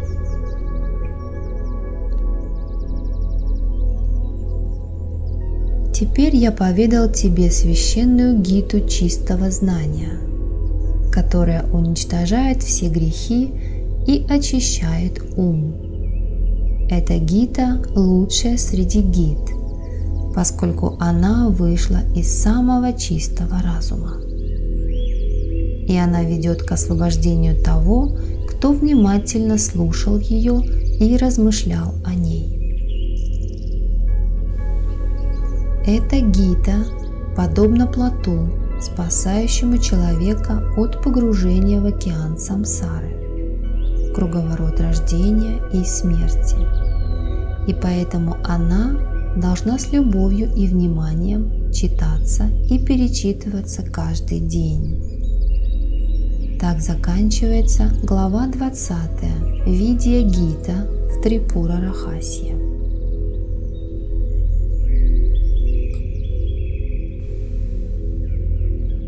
Глава 21. О достижении мудрости, ее природе и знаниях, содержащихся в Писаниях.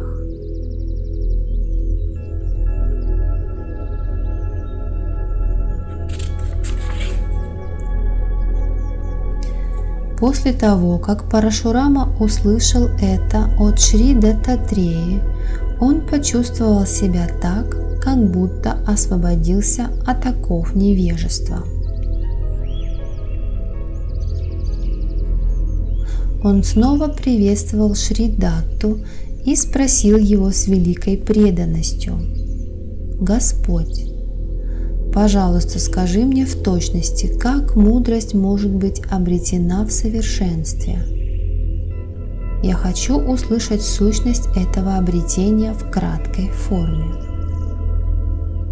Кроме того, этот путь должен быть легким и в то же время эффективным. Пожалуйста, расскажи мне о таких качествах мудрецов, чтобы я мог легко распознавать их. Каково их состояние с телом или без? Как они могут быть непривязанными, будучи активными? Прошу тебя, скажи мне все это». Будучи спрошенным об этом, сын Атри с удовольствием произнес: «Слушай, Рама, сейчас я сообщаю тебе тайну совершенного обретения. Наиболее важное условие для обретения мудрости – божественная милость. Тот, кто полностью предал богине свою собственную самость, несомненно, в тот же час обретет мудрость, Рама. Это лучший из всех способов. Этот способ не нуждается в какой-либо другой помощи для усиления своей эффективности, в отличие от других путей, где это требуется для окончательного достижения цели. Этому есть причина. Чистый разум, озаряющий все, набросил на все свою собственную пелену невежества. Его истинная природа становится очевидной только после устранения этой пелены посредством развлечения и проницательности.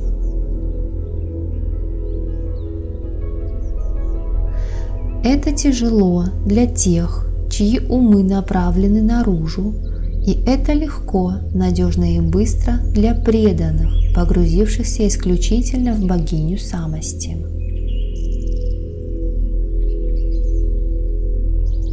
Усердный преданный, даже будучи очень слабо продвинутым в дисциплинах других видов, например, в бесстрастии, может легко понимать истину, хоть и только теоретически, и разъяснять ее другим. Такое объяснение помогает ему всесторонне рассмотреть эти идеи, и таким образом он воспринимает истину. Это в конечном счете направляет его к отождествлению всех людей с Шивой, и он более уже не подвержен влиянию наслаждения и боли.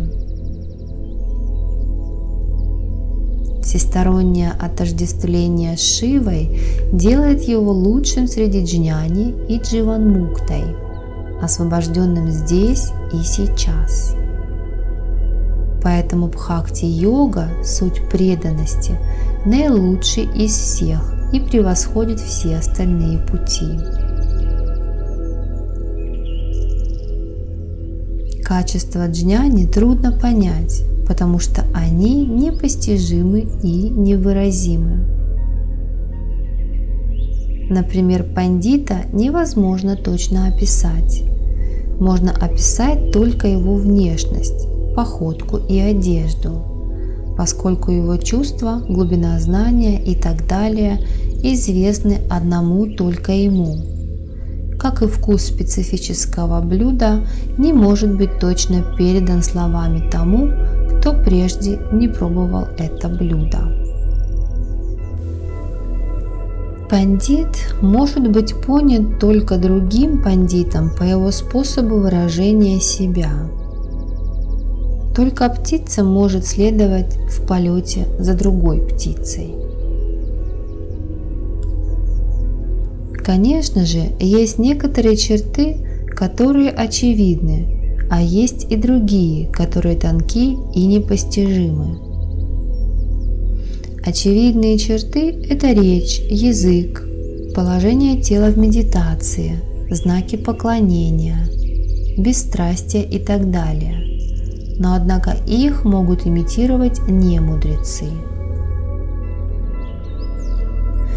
То, что достижимо для других с помощью и в сочетании с бесстрастием, медитацией, молитвой и так далее, является естественным для мудреца, чей ум чист и бесхитростен. Тот, кого не могут затрагивать почести и оскорбления, потери и обретения, тот мудрец из лучшего класса. Лучший среди мудрецов может без колебаний дать полные ответы на вопросы, касающиеся осознания и самых возвышенных истин.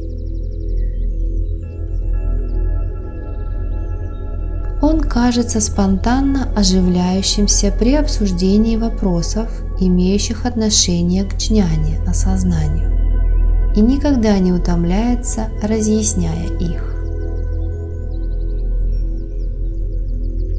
Его природа – отсутствие усилий, удовлетворенность и чистота пребывают в нем. Даже наиболее критические ситуации не нарушают покой его ума.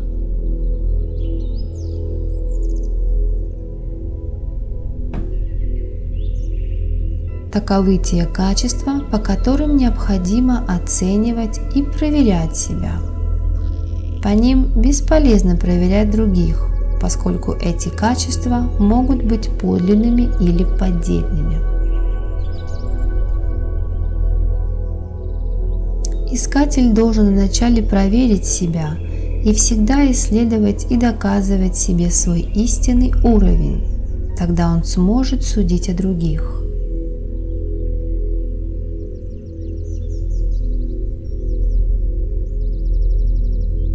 Разве постоянные проверки самого себя не смогут улучшать индивидуума?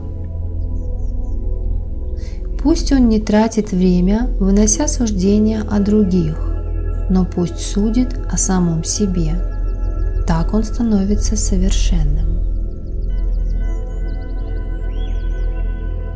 То, что здесь названо чертами джняни, предназначено для работы над самим собой, а не для проверки других, потому что эти черты допускают много видоизменений согласно обстоятельствам.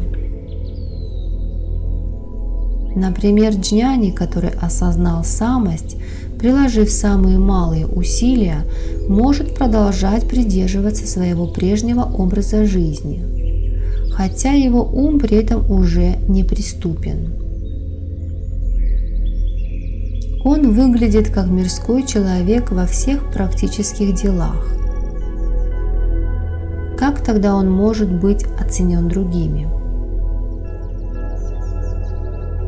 Но как бы там ни было, один джняни узнает другого с первого взгляда, подобно тому, как эксперт может оценивать драгоценные камни, только посмотрев на них. Джняни низшего порядка ведут себя подобно невежественным людям в том, что касается заботы о своих телах. Они не достигли сахаджи самадхи. Самадхи, непрерываемая даже при погружении в деятельность и так далее. Они находятся в состоянии совершенства только тогда, когда они умиротворены и спокойны.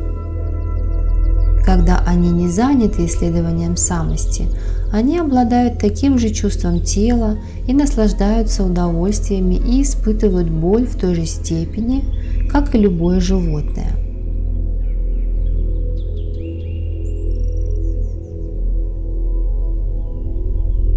Хотя они не всегда исследуют самость, у них все же имеются периоды совершенного состояния вследствие их предыдущей практики и опыта. Так или иначе, они освобождены, потому что их животное чувство – это всего лишь отклонение во время промежуточных эпизодов несовершенства. И оно не всегда оставляет на них хоть какой-нибудь след. Их отклонение подобно пепельному скелету куска сожженной ткани, который бесполезен, хоть и сохраняет старую форму. Опять же, интервалы осознавания оказывают прочное воздействие на их жизнь, так что окружающий мир не продолжает увлекать их, как прежде. Краска, наносимая на края куска ткани, впитывается и постепенно изменяет цвет всего куска ткани.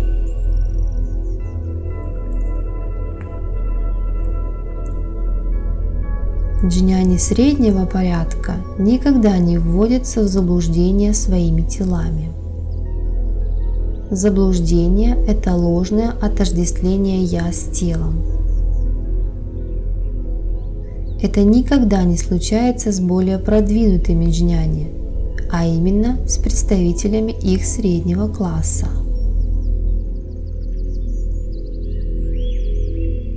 Отождествление самости с телом – это привязанность к телу. Джняни среднего класса никогда не привязаны к телу. Их умы практически мертвы из-за их продолжительной практики и длительного аскетизма. Они не заняты деятельностью, потому что они полностью погружены в себя. Подобно тому, как человек двигается или говорит во сне, не осознавая своих действий, так и этот класс йогов выполняет необходимый минимум деятельности для поддержания своего тела, не замечая этого. Превзойдя этот мир, такой йог ведет себя подобно пьяному, но он осознает свои действия. Его тело продолжает жить из-за его васан, предрасположенности и судьбы.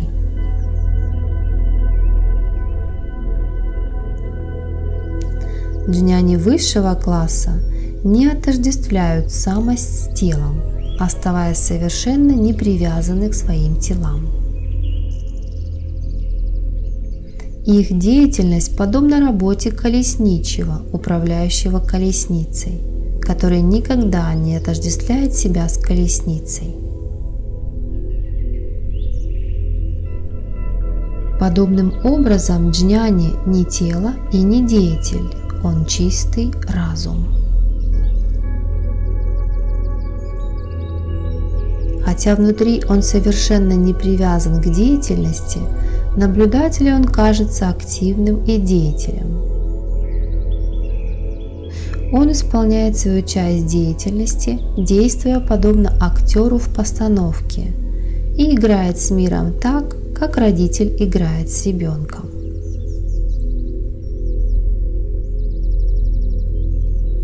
Из этих двух высших категорий джняни представитель одной категории остается непоколебимым благодаря своей постоянной практике и обузданию ума,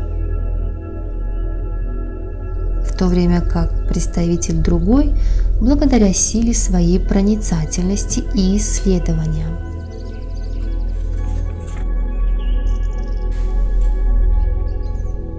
Различие заключается в достоинствах их разума.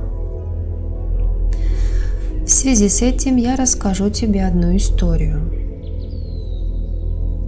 Некогда жил один царь по имени Ратнангада, правивший городом Амрита на берегах реки Випаса. У него было два сына – Рукмангада и Хемангада, оба мудрые и добрые, нежно любимые их отцом. Из них Рукмангада был хорошо сведущим в шастрах, а Хемангада был джняни высшего порядка. Однажды они оба отправились на охоту в дремучий лес в сопровождении своей свиты. Их добычей стало множество оленей, тигров, зайцев, зубров и так далее. И полностью истощив свои силы, они прилегли отдохнуть около источника.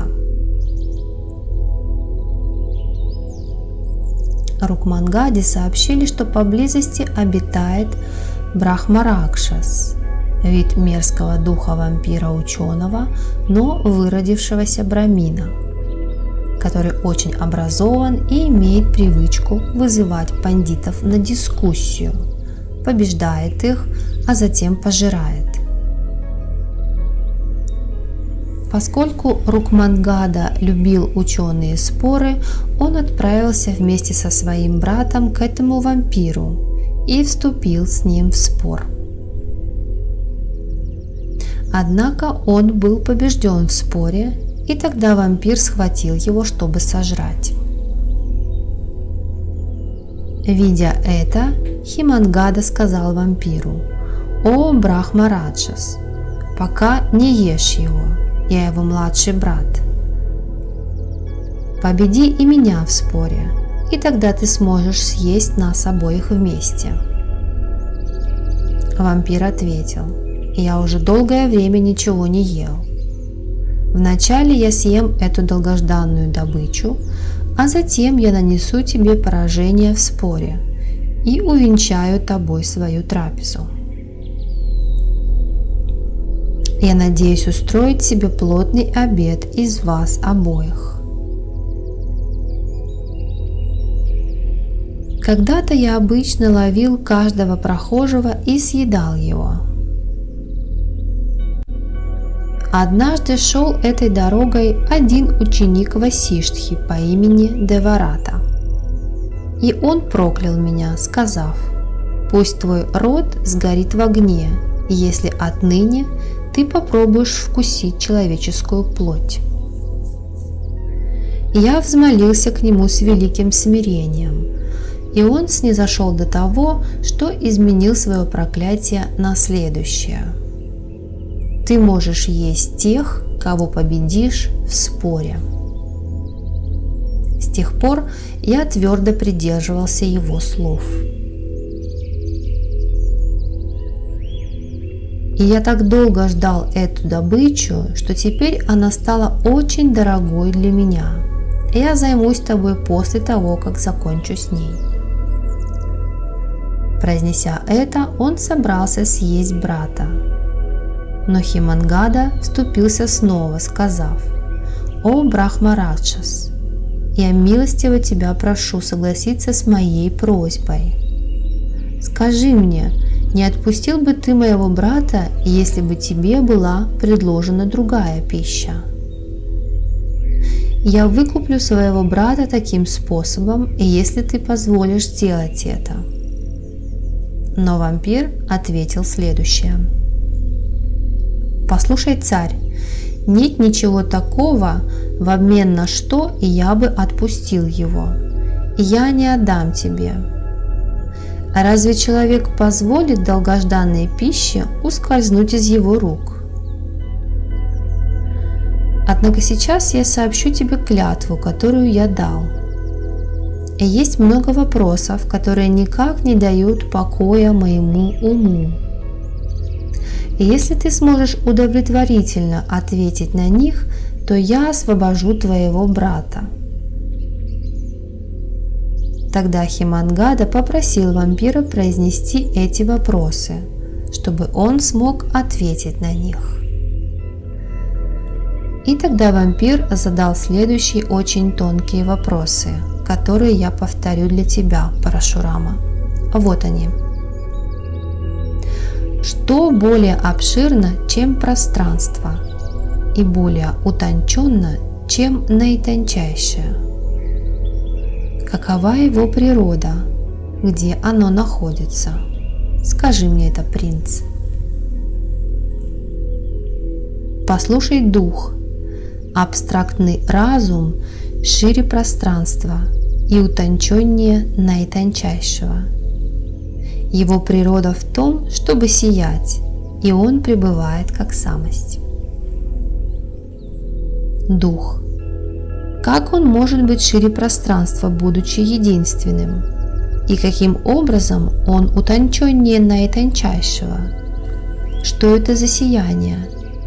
И что это за самость? Скажи мне, принц. Послушай дух. Будучи материальной причиной всего, разум обширен. Хотя он и единственный, будучи неощутимым и неуловимым, он утонченный. Сияние, несомненно, подразумевает сознание, и это есть самость. Дух. Где и каким образом чит, абстрактный разум, должен быть осознан и каков результат? Принц. Для его осознания должна быть исследована оболочка разума. Целеустремленный, однонаправленный поиск его раскрывает его существование. После такого осознания прекращается перерождение. Дух. Что это за оболочка и что такое сосредоточение ума? Опять же, что такое рождение? Принц. Оболочка разума – это пелена, скрывающая чистый разум. Сам по себе он бездвижен. Однонаправленность – это пребывание в облике самости. Рождение – это ложное отождествление самости с телом. Дух. Почему этот абстрактный разум, который сияет всегда, не осознается? Каким образом его можно осознать? Почему рождение вообще имело место? Принц. Невежество – вот причина неосознавания. Именно самость осознает самость. Здесь не может быть никакой внешней помощи. Рождение порождено чувством делания. Дух. Что это за невежество, о котором ты говоришь? Опять же, что такое самость? Чье это чувство делания? Принц. Невежество – это чувство отделенности и обособленности от сознания и ложное отождествление с тем, что не является твоей сущностью. Что касается самости, то этот вопрос должен быть отослан к самости, пребывающей в тебе. Эго или идея «я» – это корень деятельности. Дух. С помощью каких средств может быть уничтожено невежество? Как обрести эти средства? что ведет к обретению таких средств? Принц. Исследование рубит корень невежества. Бесстрастие развивает исследование. Отвращение от наслаждений жизни порождает бесстрастие по отношению к ним. Дух. Что такое исследование, бесстрастие или отвращение от наслаждений? Принц. Исследование – это анализ, проводимый внутри себя. Это развлечение несамости от самости, побуждаемое непреклонным, сильным и искренним желанием постичь и осознать самость. Бесстрастие – это непривязанность к окружению. Оно появляется, если в уме имеет место постоянное памятование о том, что вслед за привязанностью наступает страдание. Дух. Какова коренная причина для всех этих требований? Принц. Божественная милость – вот коренная причина всего блага. Одной только преданностью Богу можно снискать Его милость. Эта преданность порождается и развивается обществом мудреца. Это изначальная причина всего. Дух. Кто этот Бог? Что означает преданность Ему? Кто такие мудрецы? Принц. Бог – это владыка космоса. Преданность – это непоколебимая любовь к Нему. Мудрец – это тот, кто пребывает в состоянии высшего мира, полон любви ко всем. Дух. Кто всегда находится во власти страха? Кто находится во власти страдания и нищеты? Кто находится во власти бедности? Принц. Страх удерживает в своих объятиях человека, обладающего огромным богатством. Страдания и нищета там, где большое семейство, а бедность – это ненасытные желания.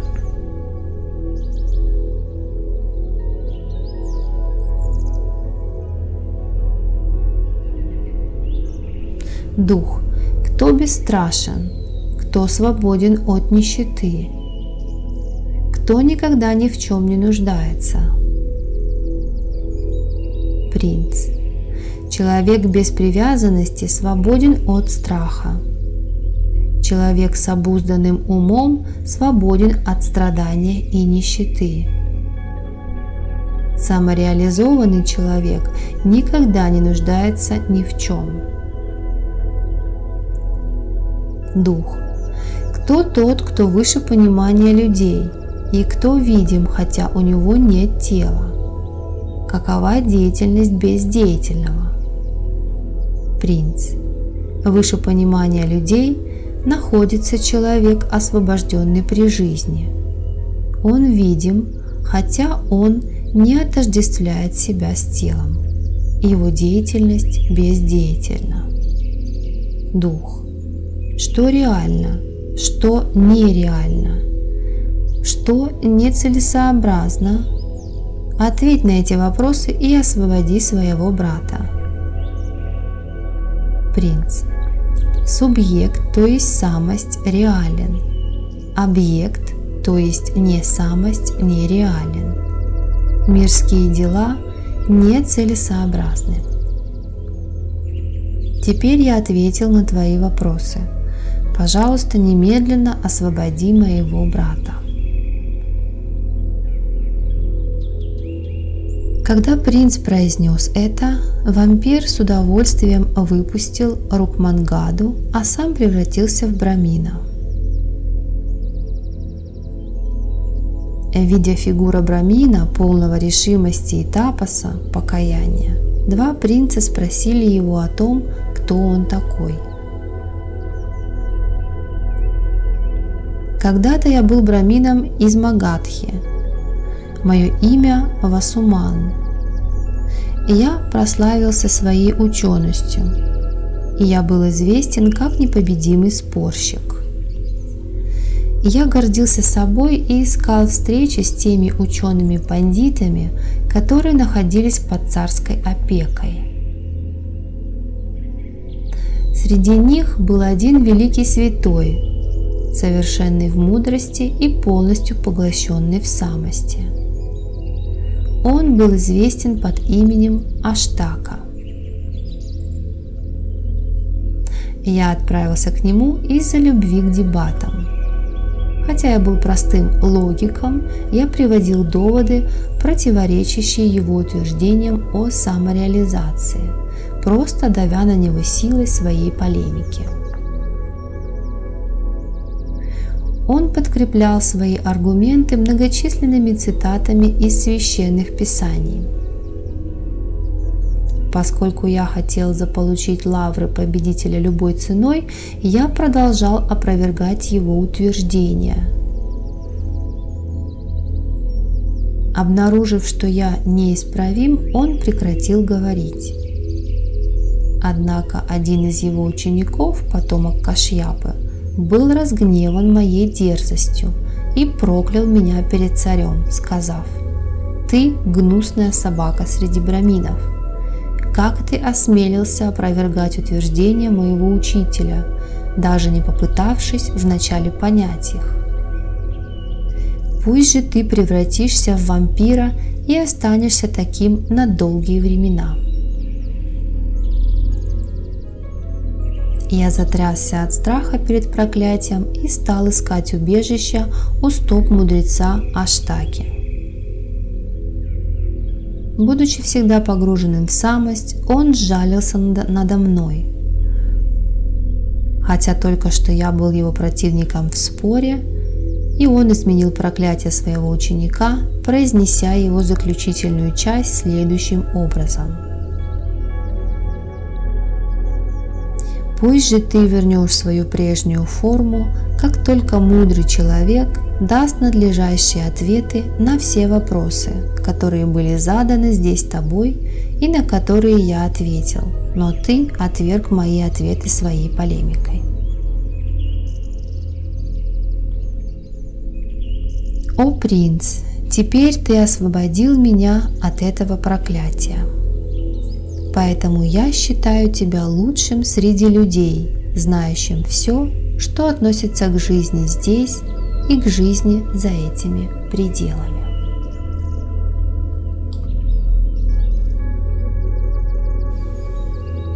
Принцы пришли в изумление от этой истории его жизни. Брамин задал Химангаде еще несколько вопросов, и после этого он обрел еще большее просветление. Затем, воздав почести Брамину, принцы вернулись в свой город. Теперь я рассказал тебе все о Бхаргава. Так заканчивается глава 21 об эпизоде с вампиром в Трипура-Рахасе.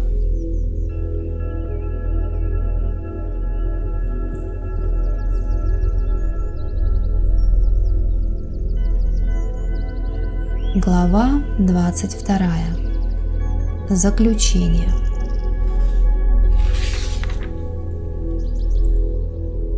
После того, как Шри Даттатрея завершил повествование, Парашурама снова почтительно спросил: «Господь, о чем еще Брамин потом спрашивал Химангаду и как Химангада даровал ему просветление?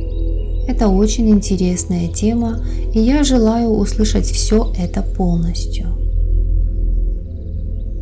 Тогда Шри Датта, Господь сострадания, продолжил повествование. Васуман спросил Химангаду о следующем: «Принц, я задам тебе один вопрос. Пожалуйста, ответь мне. Я учился высшей истины у Аштаки, а позже у тебя.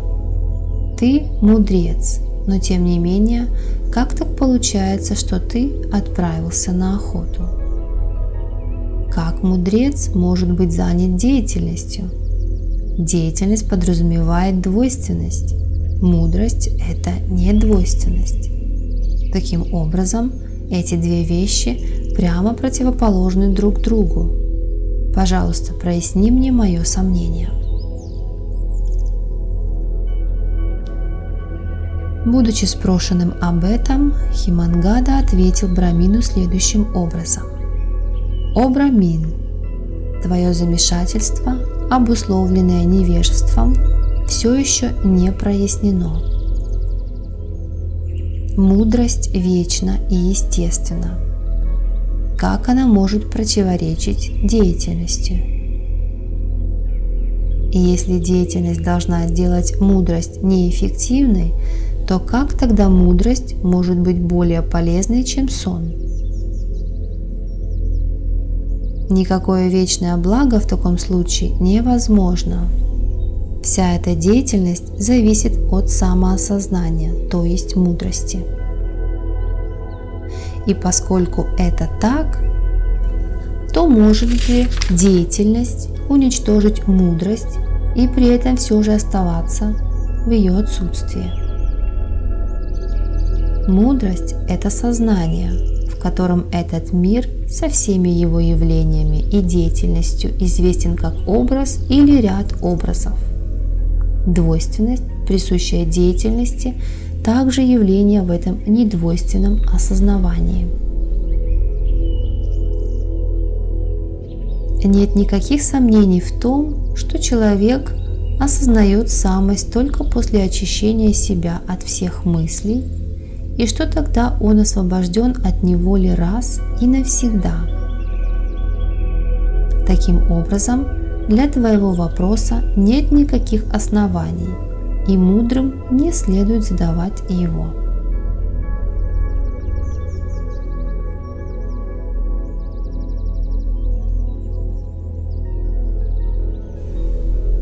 Тогда Брамин произнес следующее. «Истина, о принц! Я также пришел к заключению, что самость – это чистый, незапятнанный разум. Но как он может оставаться незапятнанным, когда воля возникает в нем? Воля – это видоизменение самости, вызывающее замешательство, подобное веревке, принимаемой за змею. Послушай, о Брамин, ты все еще не вполне ясно отличаешь замешательство от ясности. Небо кажется одинаково синим для всех, независимо от того, знают ли они, что пространство бесцветно или нет. Даже тот, кто знает, говорит о синем небе, но сам он при этом не находится в замешательстве. Невежественный человек находится в замешательстве, в то время как тот, кто знает, нет. Кажущееся замешательство последнего безобидно, подобно змее, которая мертва.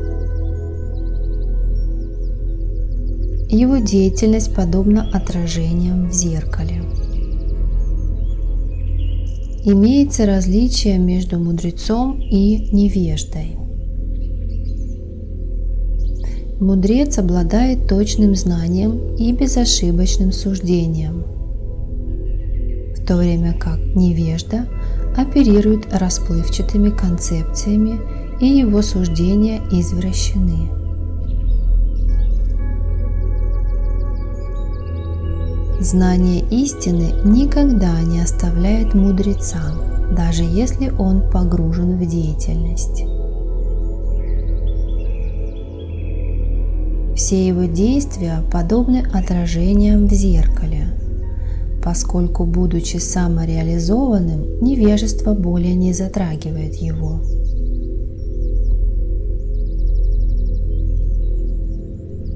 Неправильное знание, обусловленное полнейшим невежеством, может быть исправлено истинным знанием.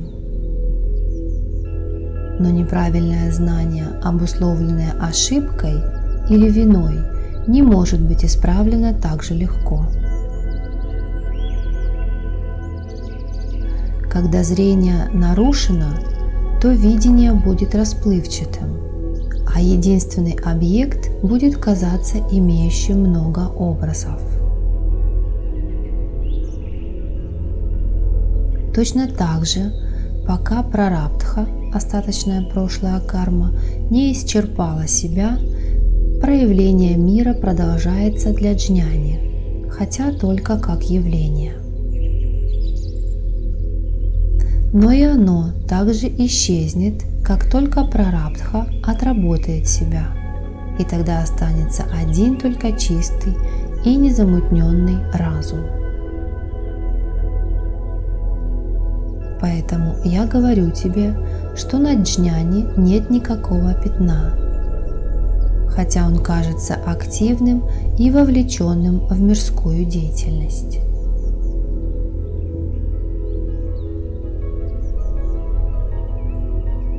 Услышав это, Брамин продолжил спрашивать: «О принц, как может быть какой-либо остаток прошлой кармы в джняне? Разве джняна не уничтожает всю карму, как огонь сжигает весь кусок камфоры?»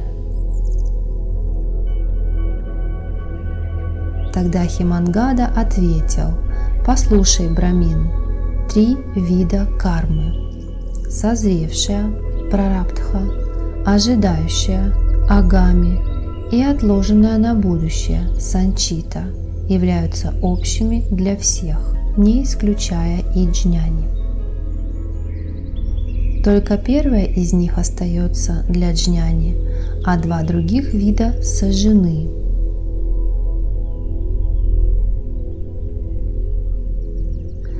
Карма созревает с течением времени, таков божественный закон. Когда она созрела, она обязана произвести свои плоды. Карма того, кто деятелен после самореализации, становится недейственной благодаря его мудрости.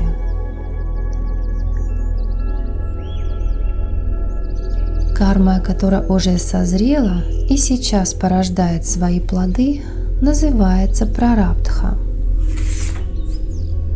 Она подобна стреле, уже выпущенной из лука, которая должна лететь по своему пути, пока ее начальный импульс движения не израсходуется.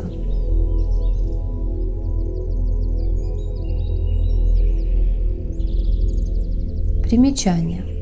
Прарабдха должна приносить плоды и не может быть поверяема осознаванием самости. Но для реализованного мудреца наслаждение ее плодами не существует.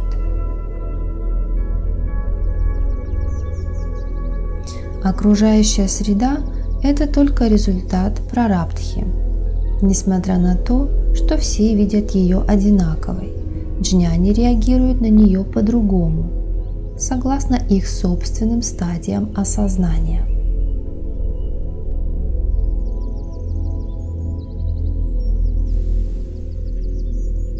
Проявления наслаждения и боли наблюдаемы у мудрецов низшего класса, но они не оставляют никакого следа на них, в отличие от невежд.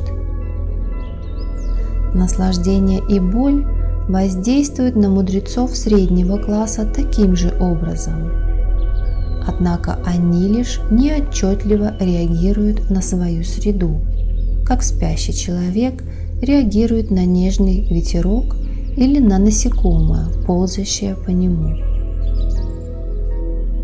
Проявления наслаждения и боли опять же наблюдаемы и у лучших среди мудрецов, но однако они воспринимают их как нечто нереальное, подобно рогатому зайцу.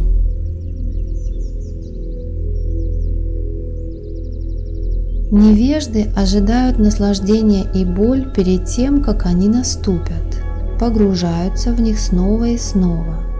При их наступлении и мысленно возвращаются к ним после их завершения. И поэтому наслаждение и боль оставляют сильное впечатление в их умах. Джняни низшего порядка также наслаждаются удовольствием и болью, подобно невеждам, но их воспоминания об этих переживаниях часто прерываются периодами реализации. Таким образом, мирские наслаждения не оставляют впечатлений в их умах.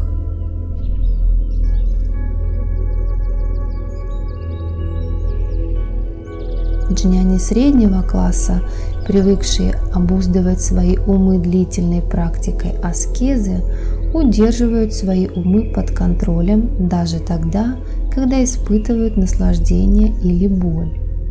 И таким образом их ответная реакция на мир столь же неотчетлива, как реакция спящего человека на нежный ветерок, играющий с ним, или на муравья, ползущего по телу.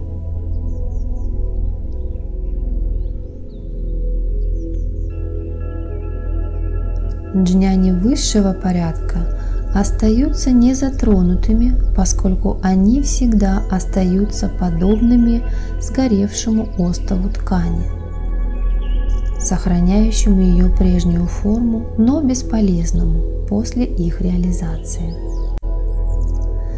Подобно тому, как актер в действительности не подвержен страстям, которые он демонстрирует на сцене, так и этот джняни, всегда осознающий свое совершенство, не подвержен воздействию кажущихся удовольствий и боли, которые он считает просто иллюзией, подобной миражу.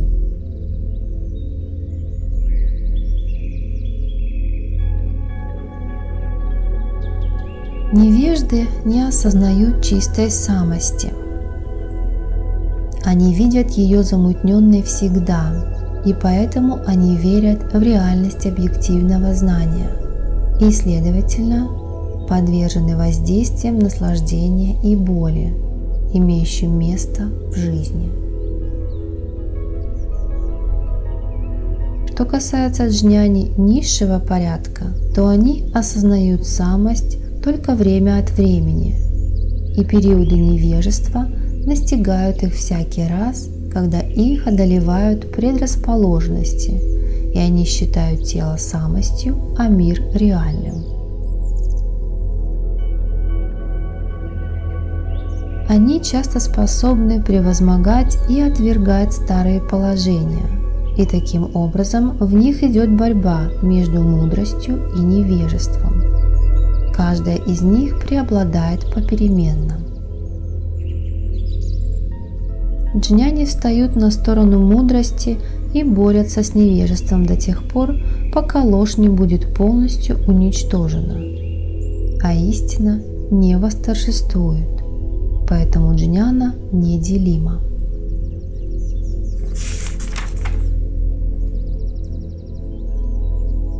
Забвение самости никогда не наступает для представителей джняни среднего класса, и неправильное знание никогда не овладевает ими. Однако они по своей собственной воле выносят на свет некоторые предрасположенности из глубины себя, чтобы поддерживать свое тело согласно действию прарабдхи. Таково поведение совершенного джняни. Что касается искателя, то для него нет забвения самости, пока он пребывает в самадхи. Но совершенный джняни никогда не забывает о самости, и он выказывает свои собственные предрасположенности согласно своему собственному выбору.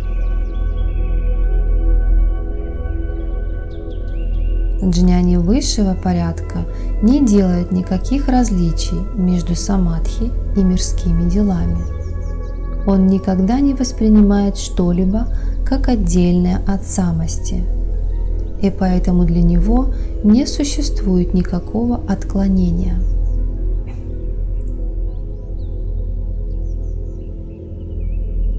Джняни среднего порядка любит самадхи и добровольно пребывает в нем. Соответственно, имеется отклонение, хоть и небольшое, когда он занят мирскими делами и даже при уходе за телом.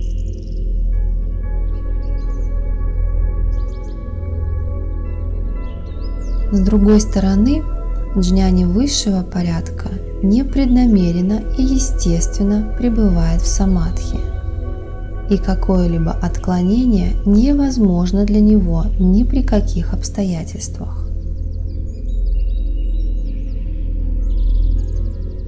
Джняни среднего и высшего порядков не имеют в себе никакого следа кармы, потому что они находятся в совершенстве и не воспринимают ничего, кроме самости.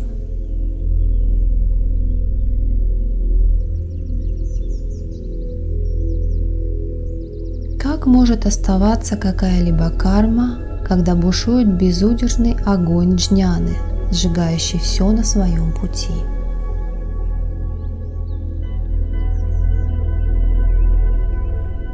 Комментарий. Карма выводится зрителем согласно по его собственным представлениям об опыте, который приносит джняни, наслаждение или боль, следовательно, справедливо предыдущее утверждение, согласно которому прарабдха остается, не будучи разрушенной джняной. Это справедливо лишь для низшего порядка джняни, но не для остальных. Плод будет таков, который они получат. Джняни высшего порядка не разделяют наслаждения или боли, поскольку они находятся в самадхи, и это не допускает таких событий.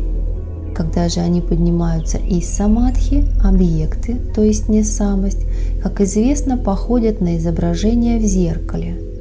И сознательный принцип видящего и того, что он видит, оба суть самость. Подобно тому, как изображение, неотделимое от зеркала, не существует несамости, отделимой от самости. Поэтому наслаждение и боль самости не чужды. То, что не является чуждым, не следует выслеживать в другом случае, а именно в карме прарабдхи. Мысли о наслаждении и боли в других не должны быть навязаны джняни, и не следует искать здесь их истолкования с учетом подверженности их прарабдхи. Джняни никогда не говорит «я счастлив», «я несчастлив». Тогда почему в его случае следует представлять прарабдху? Джняни низшего класса свойственно расслабляться при осознании самости, а затем смешиваться с миром в те мгновения, когда он ощущает наслаждение или боль. Влияние прарабдхи в его случае существенно, но в случае джняни других классов нет.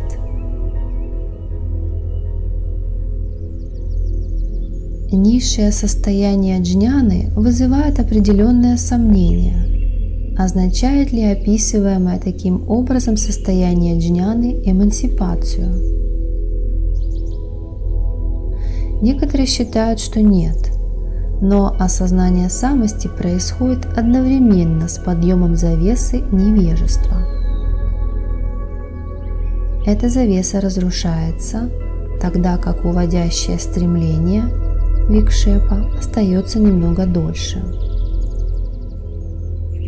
Прарабдха заканчивается после обретения своих плодов. Для перевоплощения ничего не остается, и при этом нет других кармических следов, способных ввести в замешательство. Его ум погибает вместе с телом, подобно тому, как огонь гаснет при отсутствии топлива. В отсутствии тела осознание самости должно самоутверждаться и освобождать живое существо.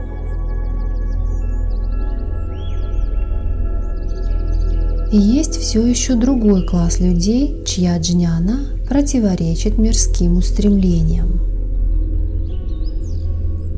Это даже не джняна в ее истинном смысле, это только подобие ее.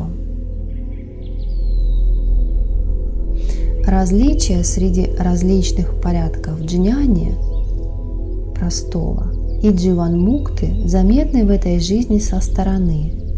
Джняни не перевоплощаются. Так как они иногда или всегда оказываются активными, то зритель требует объяснения и предугадывает остаток прарабдхи, как в случае с обычными людьми. Иначе их явное наслаждение и боль казались бы случайными, что для философа неприемлемо. Следовательно, все это обсуждение прарабдхи предназначено для джняни.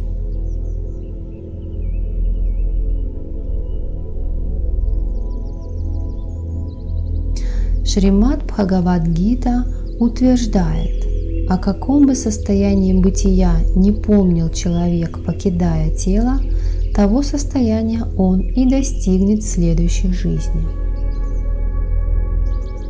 Это утверждение относится не к джняне, но к другим людям. Что же касается джняни, то о них в других священных писаниях сказано следующее. Джняни в момент осознания самости отрубил корень страдания.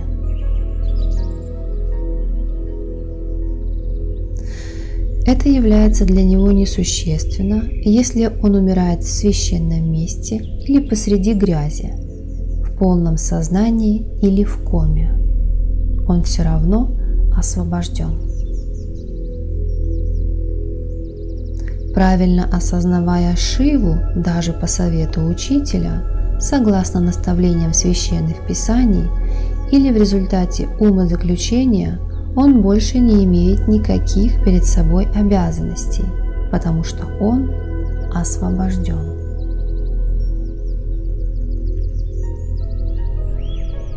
Возврат к тексту. Такая карма всего лишь уловка, хотя зритель верит в то, что она настоящая. Сейчас я объясню этот момент. Состояние джняни считается тождественным состоянию Шивы. Между ними нет даже самого малейшего различия. Поэтому карма не может загрязнять джняни. После этой беседы с Химангадой все сомнения Васумана рассеялись. Он обрел ясное понимание истинного осознания. Васуман и принц оказали друг другу почести и расстались.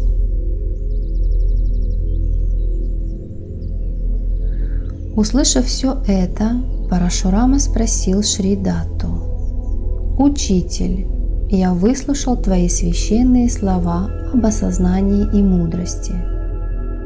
Мои сомнения теперь разъяснены. Теперь я понимаю недвойственное состояние абсолютного сознания, пронизывающего все и пребывающего в самости. Тем не менее, прошу тебя, передай мне сущность всей беседы в нескольких словах, чтобы я мог всегда их помнить». Будучи спрошенным об этом, Шридатта снова заговорил. То, что пребывает как самость, есть чистая, разумная, запредельная сущность, содержащая в себе совокупность всех эго в полной и совершенной мере. Она самодостаточна, и она исполняет роль Майи на основе своего собственного совершенства. Будучи недвойственной, она заставляет происходить даже невозможное и таким образом раскрывает Вселенную как последовательность отражений в зеркале. Сейчас я расскажу тебе, как это случается.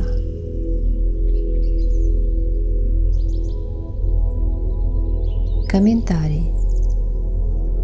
Совершение эго в совершенствовании, сознание «я-я». Чтобы отличить сознание от инерции, следует допустить некоторые отличительные особенности. Сознание вызывает вспышку чистого разума. Оно бывает двух типов – субъект и объект. Последнее зависит от первого в аспекте его непосредственного существования. Поэтому допустимо его проявление как «я». «Я» несовершенно, когда оно ограничено телом или другими подобными вещами. Поскольку время и пространство обретают свое бытие в чистом разуме или осознавании «я», которое таким образом совершенно, то ничто не может превзойти его, и оно есть все. Поэтому оно – это совокупность всех эго. Однако сознание отличает от инерции ради дачи предварительных наставлений, чтобы ученик мог стать сведущим в истинной сущности самости. Она запредельна и также недвойственна. Самость – это субъект, а не самость – это объект. Она есть также индивидуальные эго, которые ложно отождествляются с телами. Она есть эго в совершенствовании, пребывая как чистое сознание. Такова природа абстрактного разума. Единое сознание «я-я» выступает до творения как воля, самодостаточная и независимая в природе, и оно также называется сватантра. В ходе творения оно превращается в действие, крия, и называется майей. Творение – это не вибрация или метаморфоза, это простая проекция образов, подобно тем, которые находятся в зеркале. Так как Шакти нельзя достичь посредством времени и невозможно также посредством времени ее разрушить, она вечная, то из этого следует, что в Вселенной нет никакого источника.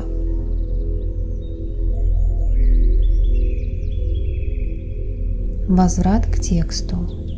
Она, которая есть запредельность, совершенство осознания и полная совокупность всех эго, по своей собственной воле разделяет себя надвое. Несовершенство – сопутствующее обстоятельство такого разделения. Это приводит к появлению неодушевленного аспекта, который представляет собой вышеупомянутую внешнюю или непроявленную пустоту. Разумная фаза – это садашива таттва. Примечание. В Упанишадах это называется Ишвара.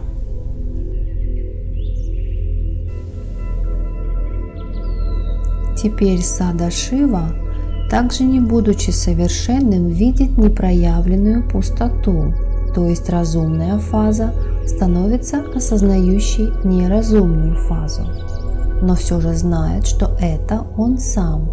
Через осознание «я есть также и это».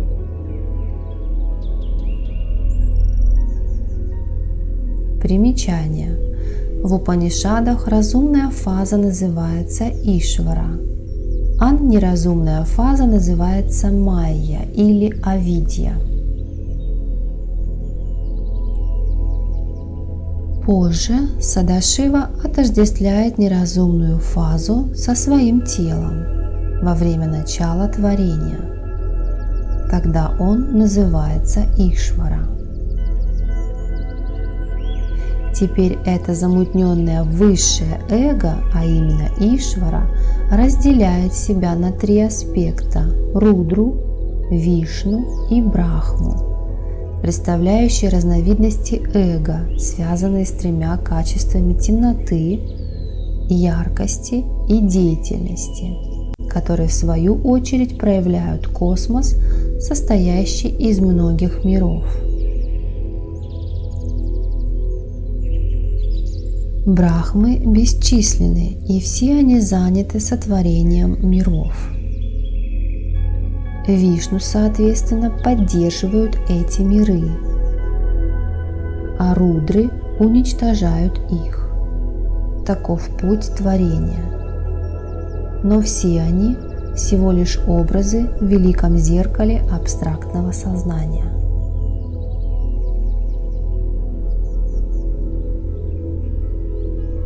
Они суть только проявленные и не являются чем-то реальным, так как они никогда не были созданы.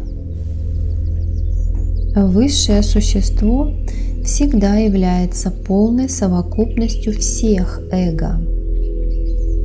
Подобно тому, как ты заполняешь тело и отождествляешь себя с различными чувствами и органами, не отступаясь от эго, так и запредельный чистый разум подобным образом отождествляет себя со всем, начиная с Садашивы и заканчивая ничтожнейшей протоплазмой, и все же остается единственным. Опять же, подобно тому, как ты не можешь почувствовать вкус чего-либо без помощи языка, равно как постигнуть другие вещи без помощи других чувств или органов, также и высшая сущность Садашива действует и познает при посредстве Брахмы и так далее, и даже червей.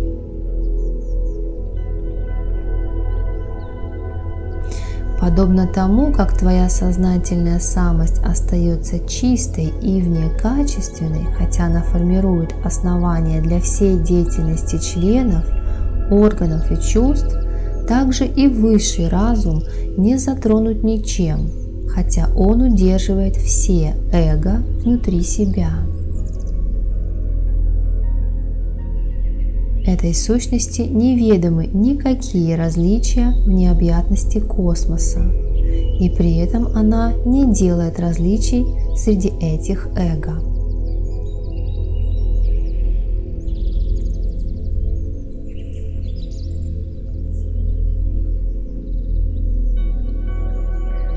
Подобным образом космос сияет в ней, подобно отражениям в зеркале.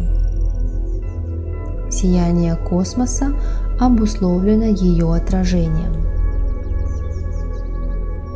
Таким же образом все люди в мире, а именно ты, я и другие, все они суть проблески ее сознания.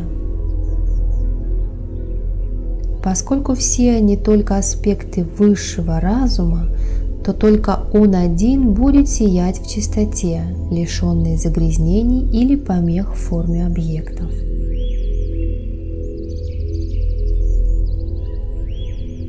Подобно тому, как сияющее зеркало является ясным и чистым, когда в нем не видны никакие образы, и как оно же остается незапятнанным даже тогда, когда образы отражаются в нем, так же и чистый разум существует чистым и незапятнанным, независимо от того, виден ли этот мир или нет.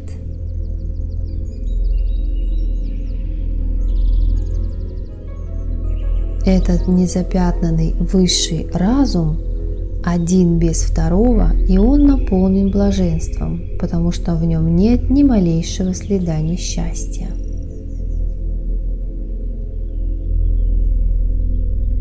Полная совокупность всего счастья всех живых существ принимает форму Всевышней, потому что ее, несомненно, желают все. И она никто иная, как самость, которая состоит из чистого блаженства, потому что самость наиболее любима каждым существом.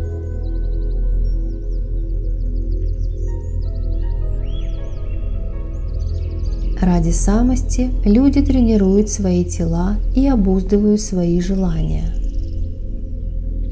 Все чувственные удовольствия – это всего лишь искорки того блаженства, которое присуще самости.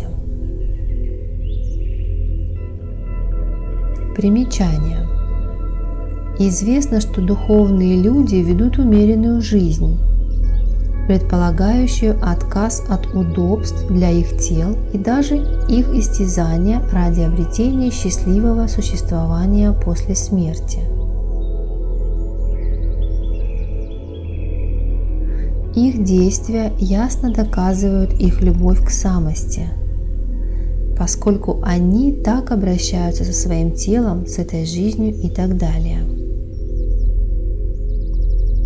Их надежда на будущее блаженство способствует установлению прекрасной природы самости, выходя за пределы чувственных наслаждений, которые могут подстерегать их в данный момент.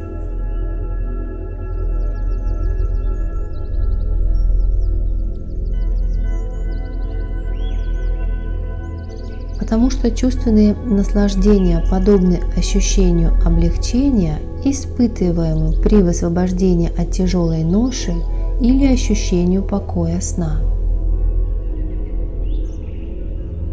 Чистый разум – это воистину блаженство, потому что он тот единственный, которого ищут.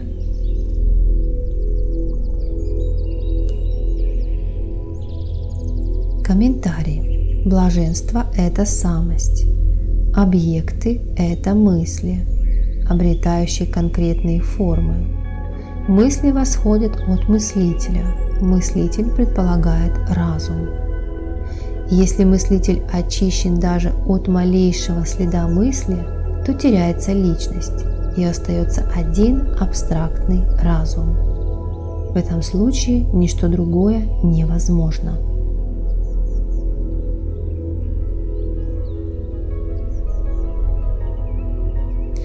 Так как это есть конечная реальность, тождественная освобождению или бессмертию, то в том, как к ней стремятся, должна быть своя красота. Она означает блаженство, да, единственное блаженство. Как? Потому что противоположное, то есть несчастье, связано с внешним, оно появляется и исчезает. Этого не происходит в том случае, когда несчастье является частью самости. Можно также сказать, что наслаждение связано с телом, чувствами, обладанием и так далее. Тем не менее, есть подозрение, что так называемое наслаждение предназначено для самости. Поэтому самость – это то, что действительно имеет смысл, и ничто иное. Но каждое маленькое существо постоянно ищет наслаждений, поэтому наслаждение – это самость. Но чувственное наслаждение очевидно, в то время как блаженство самости – это чистое представление, потому что оно переживается иначе. Против такого утверждения выступают священные писания. Священные писания гласят, что все чувственные наслаждения, взятые вместе, не составляют и малейшей части блаженства самости. подобно безграничному пространству или непознаваемому, но проявляемому в связи с окружающими его объектами чистому сознанию, например, горшок для переноски воды. Блаженство во всей своей чистоте нельзя ощутить, однако то же самое блаженство становится ощущаемым, когда оно разбивается на чувственные наслаждения. Вот такая истина заключена в священных писаниях. Можно сказать, что самость – это не блаженство, но она ищет блаженство. И если бы это было так действительно, то откуда бы тогда взялось чувство облегчения при освобождении от непомерно тяжелой ноши?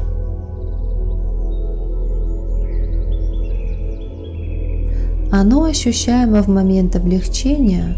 Подобное счастливое чувство переживается во время сна без сновидений. В этих двух случаях нет явного источника наслаждения, и тем не менее наслаждение там присутствует.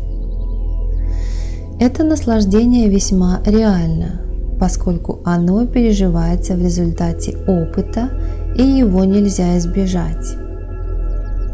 Следовательно, оно должно обладать природой самости. Итак, можно сказать, что наслаждение как освобождение от боли не есть истинное наслаждение. И если это так, то почему человек, который просыпается, говорит: «Я так хорошо поспал, я наслаждался сном»? Человек во время сна счастлив. С этим счастьем никакое из происходящих событий не связано. Оно чисто и должно обладать природой самости.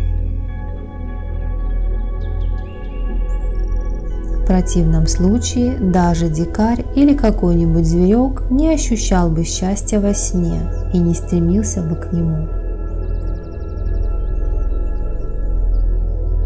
Возникает вопрос: если блаженство имеет природу самости, то почему оно не всегда ощущаемо? Ответ здесь заключается в том, что исконное блаженство разрушается желаниями, обязательствами и предрасположенностями ума, подобно тому, как извечный звук не слышится из-за внешних звуков, но он воспринимается, если заткнуть уши.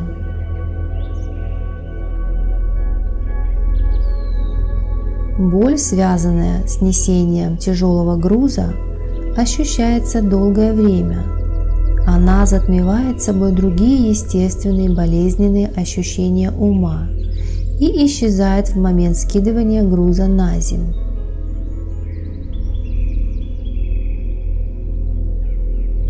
В промежуток времени до принятия нового груза ощущается мир, и это ощущение можно сравнить с наслаждением истинной самости. Другие чувственные наслаждения можно объяснить подобным же образом. Существует бесконечное многообразие предрасположенностей, которые покоятся глубоко внутри, готовые в надлежащее время проснуться. Они всегда подобны колючкам в подушке. Когда одна колючка высовывается наружу, она оттягивает на себя внимание и полностью завладевает умом. Ее проявление принимает форму сильного желания. Ее присутствие болезненно и пропорционально интенсивности ее воздействия. Когда она снова исчезает, боль растворяется, и на некоторое время воцаряется спокойствие. До тех пор, пока не появится следующая предрасположенность.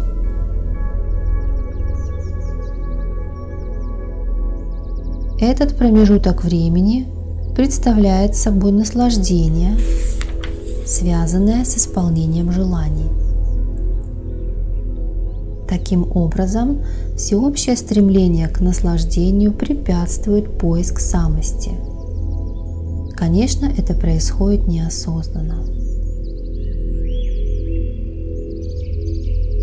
Если спросить, почему никто, кажется, не осведомлен о настоящем зарождении блаженства, то получим ответ. Причина во всепоглощающем невежестве, порожденном связью наслаждения с подобными случаями. Преобладает мнение, что наслаждение вызывается чем-то и чем-то, и что оно пропадает при их исчезновении. А дело в том, что наслаждение – это просто самость, и оно вечно. Возврат к тексту. Люди не осознают блаженство, неотъемлемо присущее им как их самость из-за своего невежества. Они всегда связывают наслаждение с некоторыми событиями. Кроме того, подобно тому, как человек, видящий в зеркале образы, связанные с объектами, не принимает во внимание наличие отражающей поверхности, но после размышления обнаруживает, что образы зависят от зеркала и неотделимы от него, а зеркало обнаруживается как незапятнанное отраженными образами. Также и мудрецы знают, что одна только самость является единственной, реальной и незапятнанной своими собственными проекциями, а именно этим миром и так далее.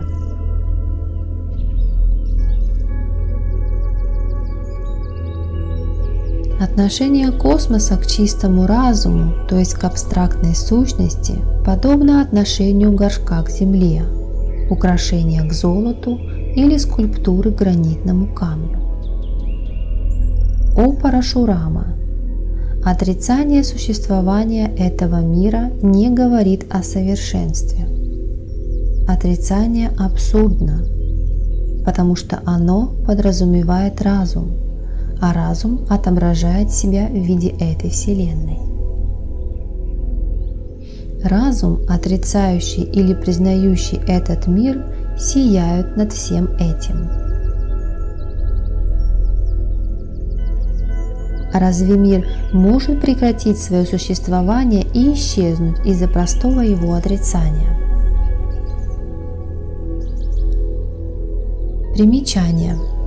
Вопрос в том, что только один абсолют реален и остается действительно абсолютным вне зависимости от тех или иных его версий, которые ничем не лучше отображений в зеркале, которое не пятнает его и не существует отдельно от него.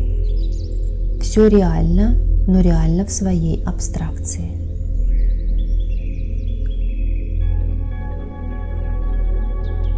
Возврат к тексту. Подобно тому, как образы появляются в зеркале и разделяют его природу, так и космос имеет природу самости и пребывает в ней, и реален в той же мере, как и она. Примечание.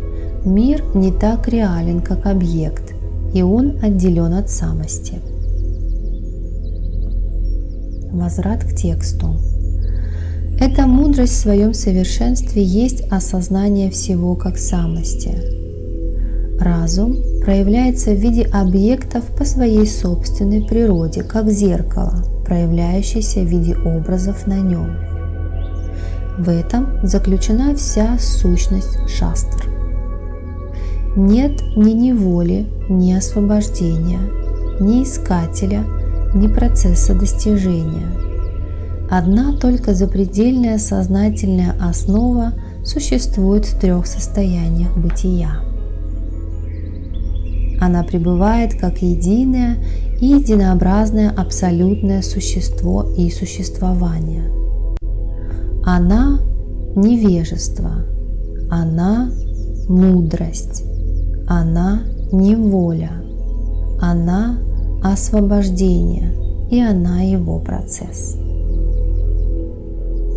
Это все, что необходимо познать, понять и осознать. Больше нет ничего. Я рассказал тебе все по порядку. Мудрец Харитаяна завершил. Человек, который знает это надлежащим образом, никогда не будет охвачен страданиями. О Нарада! Таков раздел о мудрости, к которому обратились с помощью рассуждения, утонченности и опыта. Если кто-то не обретет мудрость после слушания или чтения этого текста, продолжая погрязать в невежестве, то он должен рассматриваться как нечто, что не лучше бревна или камня. Разве может он тогда надеяться на что-то? Слушание этого текста также единожды должно делать человека истинно мудрым. Он, несомненно, должен стать мудрым. Грех или препятствие на пути к мудрости устраняются при чтении этого текста. Мудрость расцветает при его слушании. Написание, признание и обсуждение его содержания уничтожает соответственно чувство двойственности, очищает ум и раскрывает неизменную истину. Она известна под именем освобождения, когда ясно и непосредственно осознается посредством исследования как единая неразделимая самость всего. В противном случае она называется неволей. Она есть единое сознание, пронизывающее три состояния бытия, остающееся незапятнанным и неразделимым ими. Она есть звук, слово и значение Хрим. Так заканчивается заключительная глава самой священной Итихаси Трипура Рахасья.